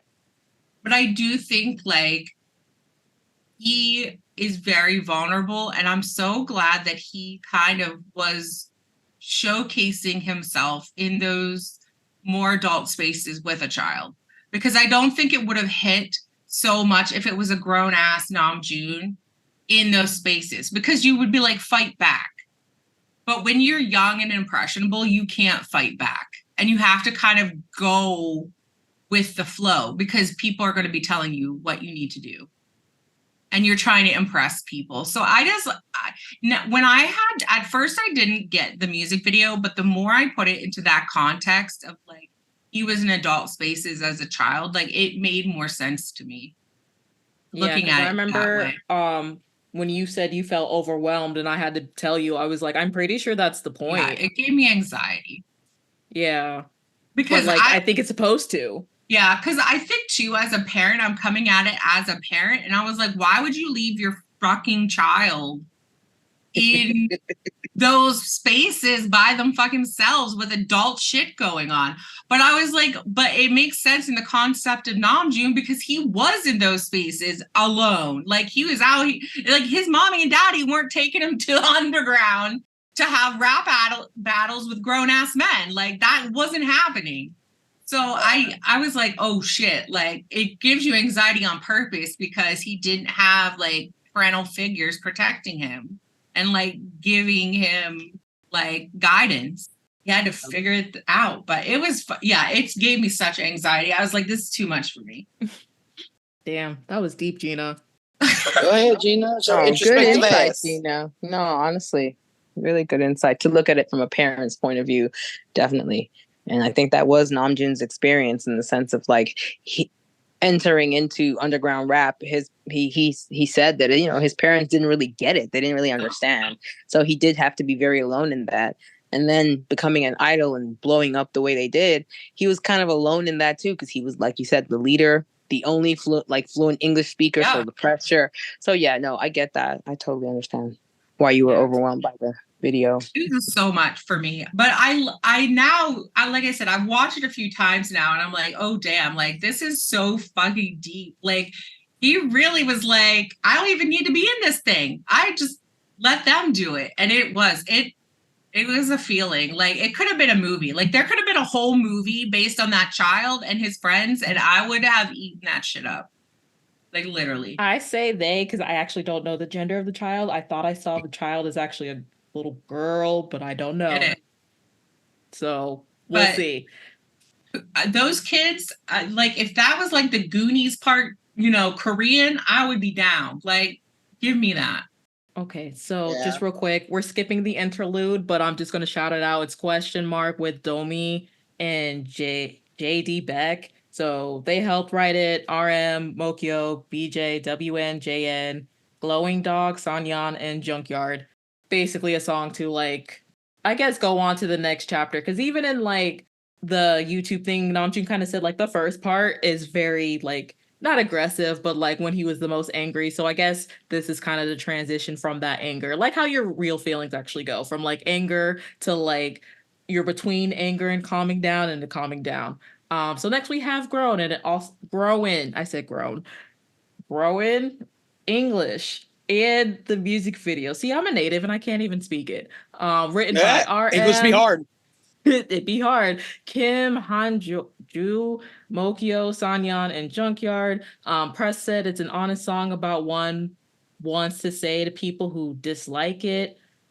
I thought it was funny when Jimin first heard it. He was like, Namjoon says there's a lot of so the caption says jerks, but I'm pretty sure he says bastards. So there's a lot of bastards in the world, and he's like wondering what type of bastards Namjoon's talking about. Jimin asks why the song is titled Growin', And Namjoon actually says he took everything from there and put it in the song, to be honest. And to me, I think, I don't know, I would have to ask someone that speaks Korean. I think it's kind of like the saying when we are like, you know, trust your gut, or like when you have a gut feeling and it's like your honest feeling. It might be along those lines. And then this is also where Namjoon starts expressing the pressures in the YouTube video when they were talking about the song put on him as like the leader to be professional, and all that kind of goes inside with this song, but we kind of already talked about that. And then the music video was just him around the London streets in the tracksuit. I'm not sure what the London scene and UK scene is like, but for me, it was giving late 90s, early 2000s vibes of just like rapping in the street. We also got twerking Namjoon.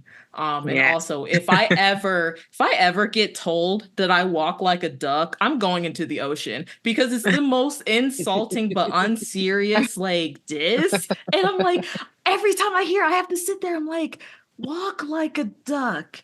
You walk like a duck. And I'm like, how would I feel if someone told me I walked like a duck? I can't. I would throw myself in the ocean. Be like, quack, quack, bitch. Quack, quack. And I'm not swimming like the ducks, okay? Not getting this hair wet. And this is my favorite. What you said about London, Simone, I think a few people were like, why did he go to London? I was feeling like there's something about the London music scene in general. Like you said, you know, in ode to like the 90s eras and even all the way to now. London's music scene is very free. It seems like there's not a lot of constraints. When you look at the K-pop industry, when you look at even like American music industries, there seem to be a lot of rules. People feel like they have to like conform, they have to behave a certain way. If you look at hip hop artists in the US, you know, you have to fit a certain criteria. You have to look a certain way. You got to wear certain clothes. There are very few very successful hip hop artists in the US that I guess are truly being unique to themselves. I think Shay mentioned that music as a whole is not very unique anymore. Everyone's just doing the same thing. I feel like in the UK and Europe in general, there's a freedom. You don't have to, you could just wear your Adidas tracksuit and come out there and make a music video with your buddies on the phone. It doesn't have to be 4K. It doesn't have to be high quality. You get that friend that kind of knows how to edit, and you get that person to edit your video. And these people do well. Those videos are beloved because UK music lovers, hip hop lovers, rap lovers, they feed off the music, the verses, the bars. It's not about, they're not looking at the chains. Yeah, you know, UK rappers still talk about their chains. I feel like a lot of those rappers are the ones who are trying to be something that, you know, they think they're supposed to be. But a large majority, I'm a big fan of Stormzy. And as successful as Stormzy is as a UK hip hop artist, he's still so true to the artist he was. When I first started listening to him, when he was new to the scene and he was just doing freestyle battles on the street and people were filming it and posting it online. He's still that guy. He just has a lot more money now and a lot more pull now. And I think Namjoon is the same. I think in Namjoon's head, he's still that young kid that just loved hip hop music. So to see him in the music video being so free, he's dancing how he wants to dance. You can tell him he's not a good dancer, whatever. It doesn't matter. He's just vibing. And I think that's a big part of the UK hip hop scene. It's a vibe. It's about a vibe and about the bars and the verses and the talent. And so maybe he just wanted to kind of represent that he feels very comfortable. And I would say JK is probably, because JK is very much, you know, he seems to be interested in a lot of like UK style music and production. And I think Namjoon, like I said, he's recommended a lot of UK artists. I feel like he has a connection, just kind of like maybe he likes the way the UK music scene moves. There's not too many rules. He's in the most strict, like constrained industry, which is the K-pop industry. Like if somebody was to print a rule list of how you're supposed to be a K-pop idol, my God, that thing would be miles long. and the pressure of trying to fit into all those boxes and still be authentic to yourself, it must feel so impossible. And like Gina said, like he's finally just finding this kind of I don't give a fuck energy anymore. I'm just making what I like and I'm being who I am. And whoever wants to rock with me can rock with me. If you don't want to rock with me, cool. You want to stream my song, stream it. If you don't, cool. You think this video looks kind of janky? That was the point. Like, I don't think he gives a crap about what anybody thinks. It's for people who want to engage in it and get something from it. That is the place I think all music artists should want to get to. If you're still one of the biggest artists in the world, but you're still a slave to fitting in and being the most popular and caring about, like we hear Western artists, some of the biggest artists in the world, crying over the fact that they didn't get a number one. Yeah. They'll sit there and have a hissy fit because they didn't get number one. But dude, you got number 5 or you got number 2, but you're still crying. And it's like, DJ Khaled. Don't bring him up, okay? Because as soon as she said that, that's what I thought of. I'm sorry, I had to. I just had to. Okay, go ahead. I'm sorry. It's fine. No, but I also wonder, since Shay interrupted you, like, do you also think that's the artists themselves or like pressures from their companies that we don't see like we do with K-pop in their company? Because I don't think people realize like companies influence in a way, depending where they are, Western artists, like more than we think they do.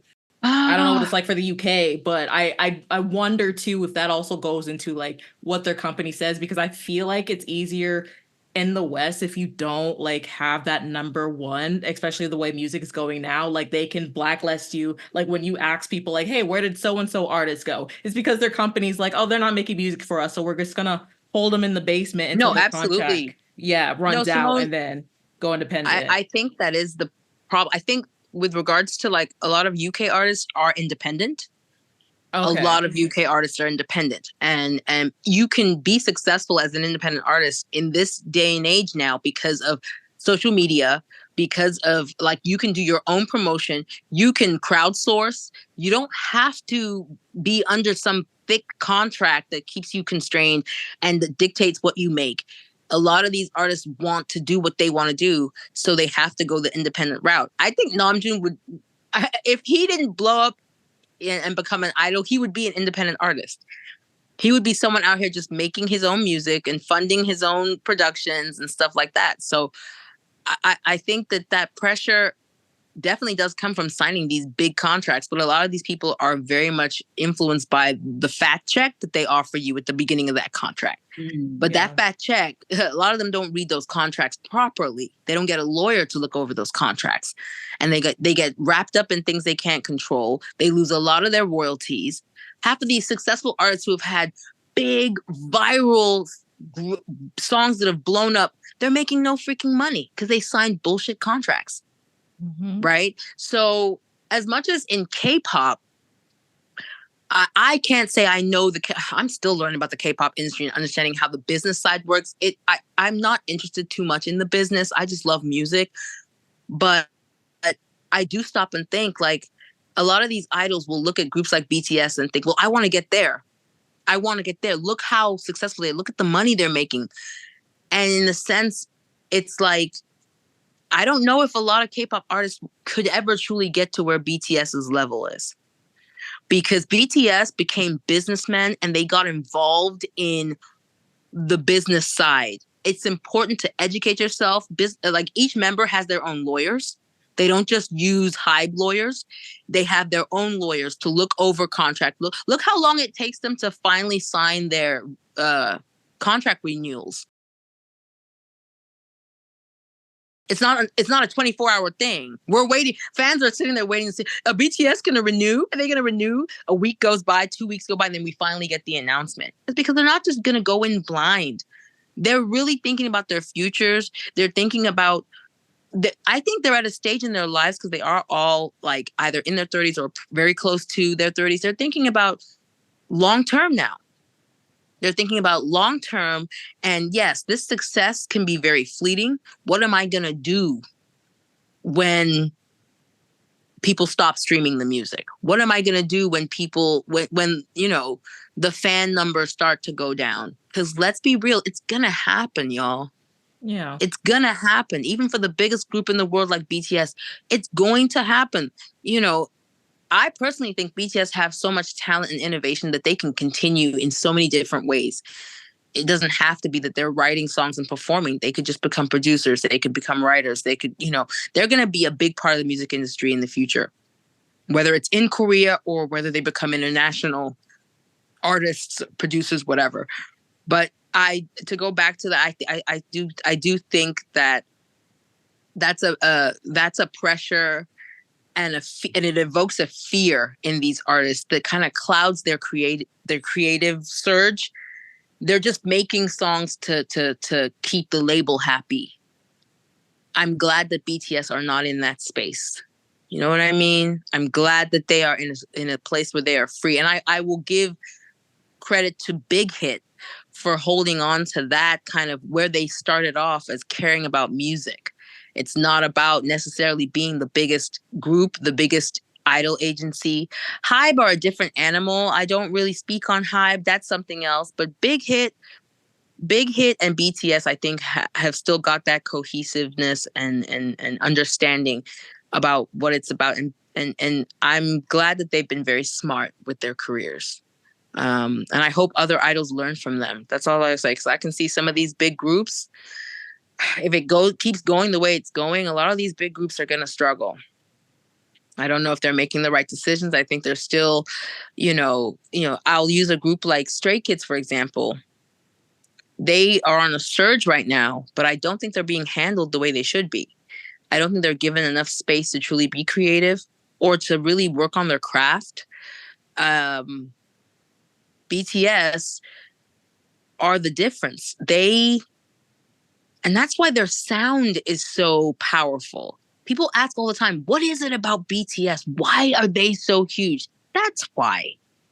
Because they're authentic and they are true to themselves and they're not chasing fame anymore. They have fame, but even the biggest artists in the world, like I just said, who cry about not getting number one. It's like people that even like Nicki Minaj still chasing something. You're the biggest artist in the world. Why do you care where you land on the chart? Do you love your album? Did you get it? Are you excited about your album? That is all that matters. The streams, the seats and the concerts getting filled up, that will come. But the authenticity starts in that studio or before the studio, in your heart, when you get that idea and you're writing notes down like you used to do when you were just in the underground scene. You would write bars down and you're sitting on the bus. That they should never lose that. Money shouldn't take that away. And BTS, they're the brokest millionaires out here. They still have that poor man survival mindset, I believe. I don't think they've ever let that go. That's now why we see it and run, so they still have it. Absolutely. Chasing those free ramen packets and rice cookers, damn it. Now we're going to see some military training mix into that as well when they come back, so... Man. Like who can lift the heaviest thing or something like that. Something men do to something throwing logs, just man stuff. Stuff. I think this music video is, when I saw it, I was like, this is the music video for people who have intrusive thoughts and they let them win. Like, who in their right mind would have thought proper Kim Namjoon would grab a pole and shake his ass? Like, that's he's something just doing what the chorus says. Get your ass out of truck. Like, I still don't know what that means, though. Does anyone know what he means by that?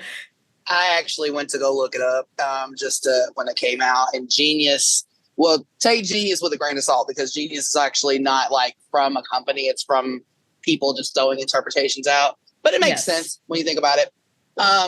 Just metaphorically, the phrase "in the trunk" means to be hidden.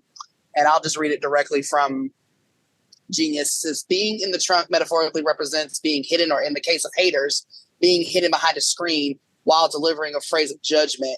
And the following repeated phrase, RM taunts them and challenges them to come out of their obscurity to face him. and the consequences of their actions, since he no longer cares about what they've got to say. So this is for the trolls then. This is for the internet essentially trolls. he's that trolling the trolls, yes. Essentially, like but even when we talk about like just the lyrics that surround that whole, like, it says, I see what I see, me, I be what I be, me, I'll set you free, can't tell me nothing, I'm so far, what to do, just come and get your ass out the trunk, repeated, your face, I'm like, fuck it, get your ass out the trunk, repeated, don't care what you're talking, get your ass out the trunk, repeated, you walk like a duck, bitch.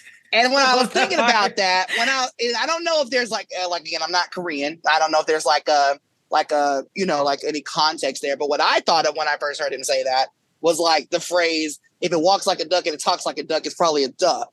Yeah, that's what I thought of. And I was like, yeah, that's what. So I never took it like as a diss or like I think he's saying like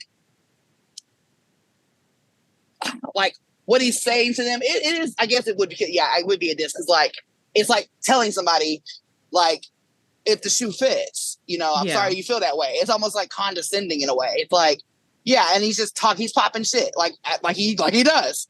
Like that whole song is about him just popping shit. And even when we talk about the word growing, I mean, like you said, you were saying that it was like a gut feeling. I first thought of it being like when people when you do something and you really feel it, and like people say you put your whole dick into that or your whole pussy into that, like that's what I thought of. Like that's like, I don't know of too, Shay. Yeah, so like, you know, like it's like you put it came from the growing. Like it is similar to like it came from the gut. It came from a deep place. Like it's almost like it's been festering for years. And it's like this shit is just gonna be like word vomit, and I don't give a damn about how you take it. Like you can take it how you take it. If it walks like a duck, it talks like a duck, then it's a duck, bitch. Basically, is what I felt when he said it. And I was like, yeah, I was in the truck, like going off, like, and at that time I didn't even really understand I was trying to wait for them to come out with like just the nuances and stuff, because like I do try to say, because I know what I can interpret from a song, but I do like to know what they mean. You know, like I like to know like what he meant, or like if there is some like cultural or some like social construct to what he's saying, because like the translators and stuff will come in and tell us like some nuances and stuff. So I tried to wait for them to like come and give us like the cultural background to some of the things he was saying. But I felt that from a core of just like, y'all already know how I feel about like being like a social person, and I'm not that. Y'all know how I am. I'm like, I don't give a fuck about nobody's opinion about me. I don't care. Like, you're going to get what I give you, and you're going to like it. If not, I guess you're just going to be mad about it. I don't know. Like, I get where he's coming. I got that so hard when I heard it. I was like, yeah, that's exactly how the fuck I feel about majority of things in life. I don't give a damn. I'm going to still do. I am now in a place where I'm going to do what I want to do, and I'm going to be happy because I've given y'all 10 years of my life trying to please every little thing that y'all wanted me to do. I've changed so much. I have listened, and I'm not saying he's still not that person. I still think Namjoon deep down, and even just his personality or his cadence and his character is still very much, he cares about people, but it's time to put himself first. I got to put me first, Lucius, basically is what I'm saying. And so like, yeah, I feel like, again, I've said it before, I'll say it to the, you know, I'm sore in the throat. Like Namjoon is removing this like proverbial shirt of like being this person, because even in the song he talks about like he's not a diplomat. He ain't no politician. I'm sorry. Yes, Kim Namjoon I feel like that was a shot for Kim Namjoon for president, though. When I first heard him say that, I was like, you trying to say we don't need you as president? What are you saying? I mean, listen, the joke has gotten a little too far. Some people have taken it way too seriously aspect. They do. So I just feel like that he was I legit understand. like shooting shots at every little thing. Like, and that's how I know he's chronically online. Because you can't, out of all the members, I know Namjoon is online. Like, if I didn't think anybody else was, like, secretly or whatever, I would like, yeah, Namjoon, he reads. Namjoon reads. You know what I'm saying? He reads. He be on it. He knows all of the things, all the army, you know, little here Kiki's there and whatever. Like, and I think it was just like legit him taking a shot at everything people have said, all the expectations, all of the just things, and just like, this is my response, and this is, you know, this is my I guess you could, like I say, it'd be a diss track, I guess, but yeah, I just, it felt really, I feel like after he recorded it and put it, I felt like he was like, I fucking ate that shit. Like, you know what I'm saying? Like, I feel like he was like, yeah, like, yeah, I fucking, yeah. Like, I feel like he was just like, gas. I was like, yeah. I hope he had a bunch of shots after that. Cause yeah. He deserved it. He deserved that. You did that, boo. You did that. Did. This is my We enjoyed song. it very much. Like this song and the next song, like I have very personal responses to this, like because the second time I listened to this album, I sat outside and Simone had to watch me go through it with these two songs. Like I was literally writing her because we had been talking about this album as we listened to it, and I was like not okay for like these two songs. But like I was so proud of him for this one because literally it is like trauma dumping. It is like I hate you in here, like in this track. But what I also thought about too with Walking Like a Duck was you have a stick up your ass and you need to remove it. Because if you ever see ducks walk, they like waddle like you have something stuck up your ass. And that's literally what I thought about. I was like, he's telling you to get the stick out of your ass and like actually say it to his face instead of like holding it in. And I was like, I wish that someone would challenge him someday and we could see it in action and he could just say all the shit that he wants to their face. Like I saw this TikTok about like someone wished that they could have the idols rap battle each other, like the rappers rap battle. I'm like, that first of all wouldn't be fair to do BTS against anyone.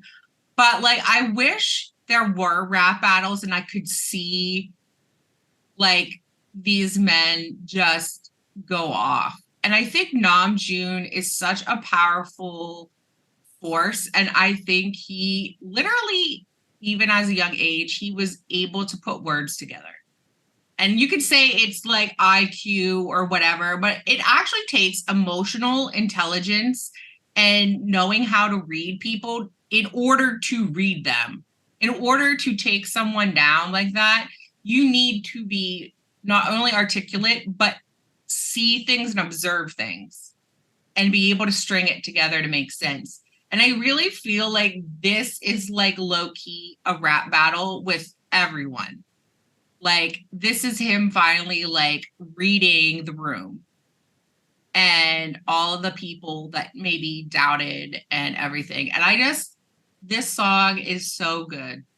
This is just, I don't know, it brings out my aggression. Like it makes me want to fight somebody and like take the people in my life that like tear me down. I just want to punch them in the face after I hear this song. Like it just makes me feel so strong. And I know that violence is not Namjoon's thing, but this song makes me very violent. And I love that. And I listen to it every day to get hyped up.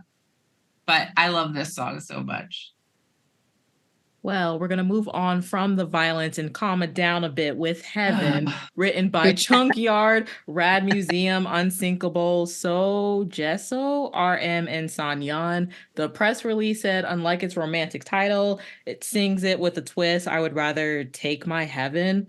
And then like in the little mini Moni thing, Jimin kind of talks about like how he listens to songs like this all the time. It reminds him of Frank Ocean. And I think he said Breakbot. I'm not really sure.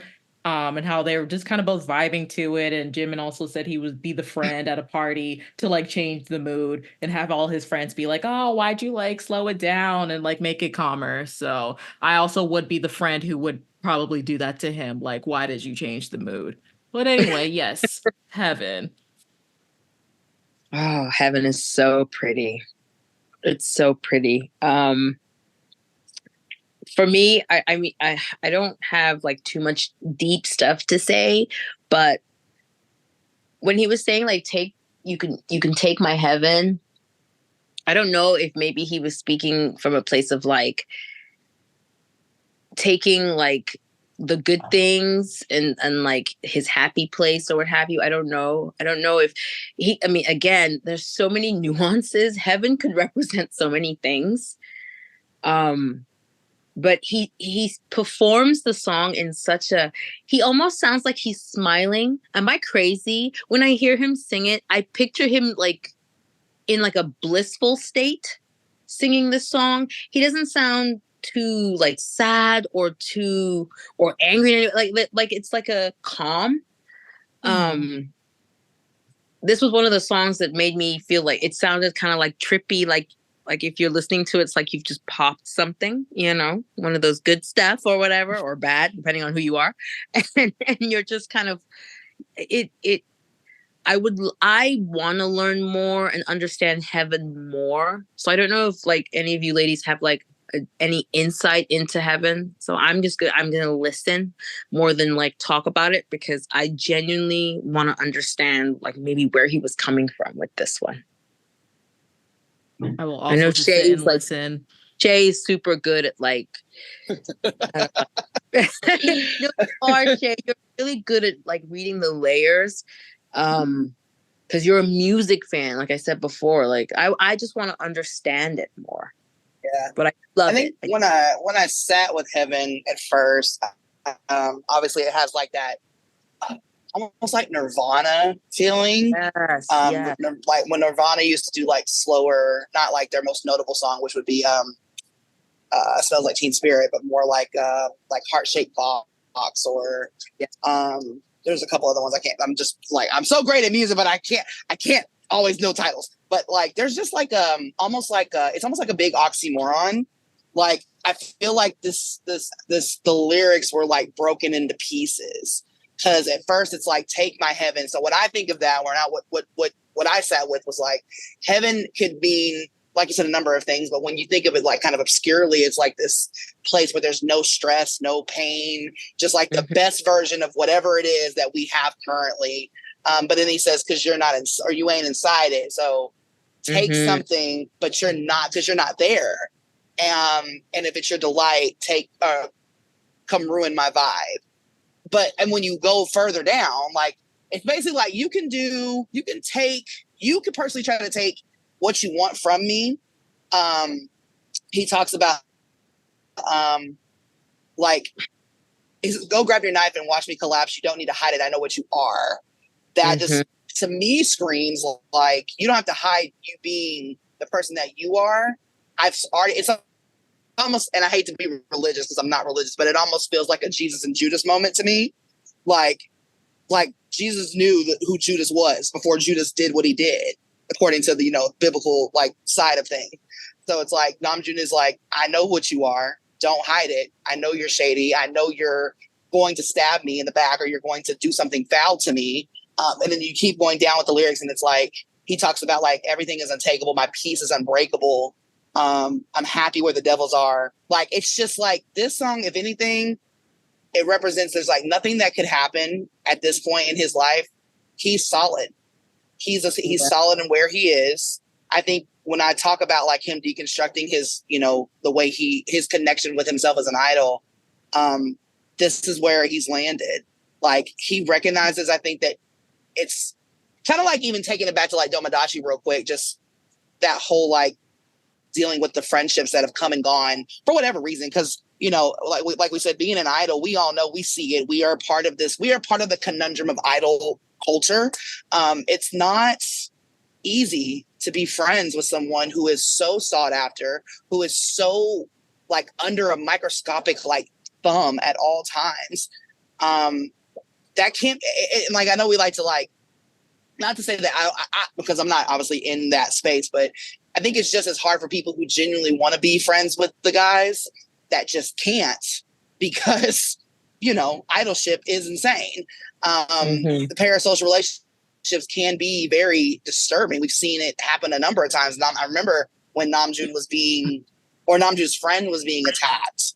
Can't remember if he was like the guitarist or like he was just part of the production or whatever. Oh, but John, they like flooded it. I think. They flooded his Instagram, and it was just like, I remember making a video about it, but like I can't recall exactly what his connection is to them. But I think he's that to do with like production and stuff. I know he helped in Indigo because he was in the behind the scenes production for He's a Indigo. Guitarist. He is a guitarist. Yeah, because he writes, and he says Namjoon actually helped him like get his love back for music as well, like helping on Wildflower, I believe. Yeah. I just think in this song, like my very simple like breakdown, because again, I have still a ways to go with this album too. Like I listen to it and I come back to it and I get something different every time I go into it. But just taking the lyrics as a poet, because I do see a lot of the, like, even just to briefly touch on like the question mark one, to me, that one was just, it reminded me of being like at a spoken word, like poetry slam. And that was just, that's the vibe I got from that song, which was why it was so short. It was just like a real quick, it felt like being at a poetry slam. And this one kind of also feels like poetry. It feels like a bunch of like hidden meanings, but they're not so hidden either. It's a lot of like metaphors. And I don't know, I just feel like with this, the overarching theme I'm feeling from this song, or I felt from this song, was that this is his piece now. He's solid with where he's at. He knows that he probably can't go back. Because even when he says like, take my heaven, it could be like, you can have the person that you think that I was. You can, if that makes you happy. But I'm comfortable where the devils are. I'm happy here. I'm happy in my flaws and in my shortcomings and all of the things that aren't necessarily, conducive to like me as an idol, or just as like a person of influence. Like I'm not gonna be that person for you guys anymore. So you can take what you want from me if that's what you want, but I'm good where I'm at. So that's kind of where my analysis ends for now. I'm sure maybe in a month or so I'll have even deeper understanding. But yeah, it just seems like I did feel that too, what you were saying about like, it feels like kind of being in a trip, almost kind of like almost like you're floating in the ocean a little bit, which I never would do because the ocean's fucking scary, but that's another tangent for another day. But it feels like I could imagine, especially because we have photos of him being in the ocean and stuff and like the albums and whatever. I feel like he's just floating in the water, just kind of stable. It just feels peaceful. I imagine that's what he was feeling when he was making the song, from the production standpoint too, because it's very dreamy, very dream pop almost. Could this be like is he healed? Do we think, like, was this a kind of like a moment of like when you reach where you think you've done the work, and then now you're in your state? I mean, because like healing can last a lifetime. Oh yeah. Yeah, has anybody truly ever really healed? It's kind of like, no, I think absolutely. that you can, I think you can actually be completely, because even if you are healed, the representation of your trauma still has a scar. So you can be healed, but your scar will still be there. So even if even to tie it into with like Jungian Amidala, like he's healed, he's walked to the door, but the scar will always be there. As a representation, or just, and I feel like, I could honestly say that, like, heaven might be like his Amidala in a way, not to like compare or like to like say, but that was kind of what I was feeling too. Just like, I do think that he's healed. This whole album feels like Gina said earlier, like therapy. It feels like he is at the end of therapy from this particular part of his life. Because therapy is an ongoing forever thing. Like, especially if you are somebody who is very keen and empathetic and, just keen to the world. And especially with the way that he has access to lots of things and lots of opinions and lots of cultures and expectations. Like, I imagine he will always be on a healing journey, because he's empathetic, because he is like a very open person. And I'm sure the relationships that have come and gone, whether they're platonic or they're romantic, or even with himself, Namjoon is legit the representation of like a dice.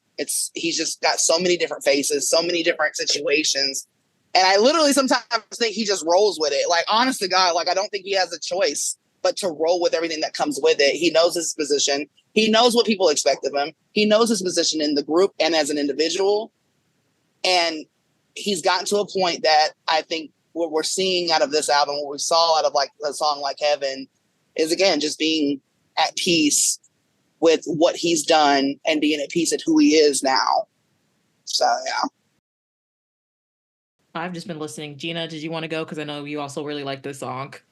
I have some the same, but I also have some different. And I don't know, maybe I'm just jaded. I don't know. I feel Speak like, your truth, yes, girl. That's the point of this whole dissecting this album. Speak your truth, okay?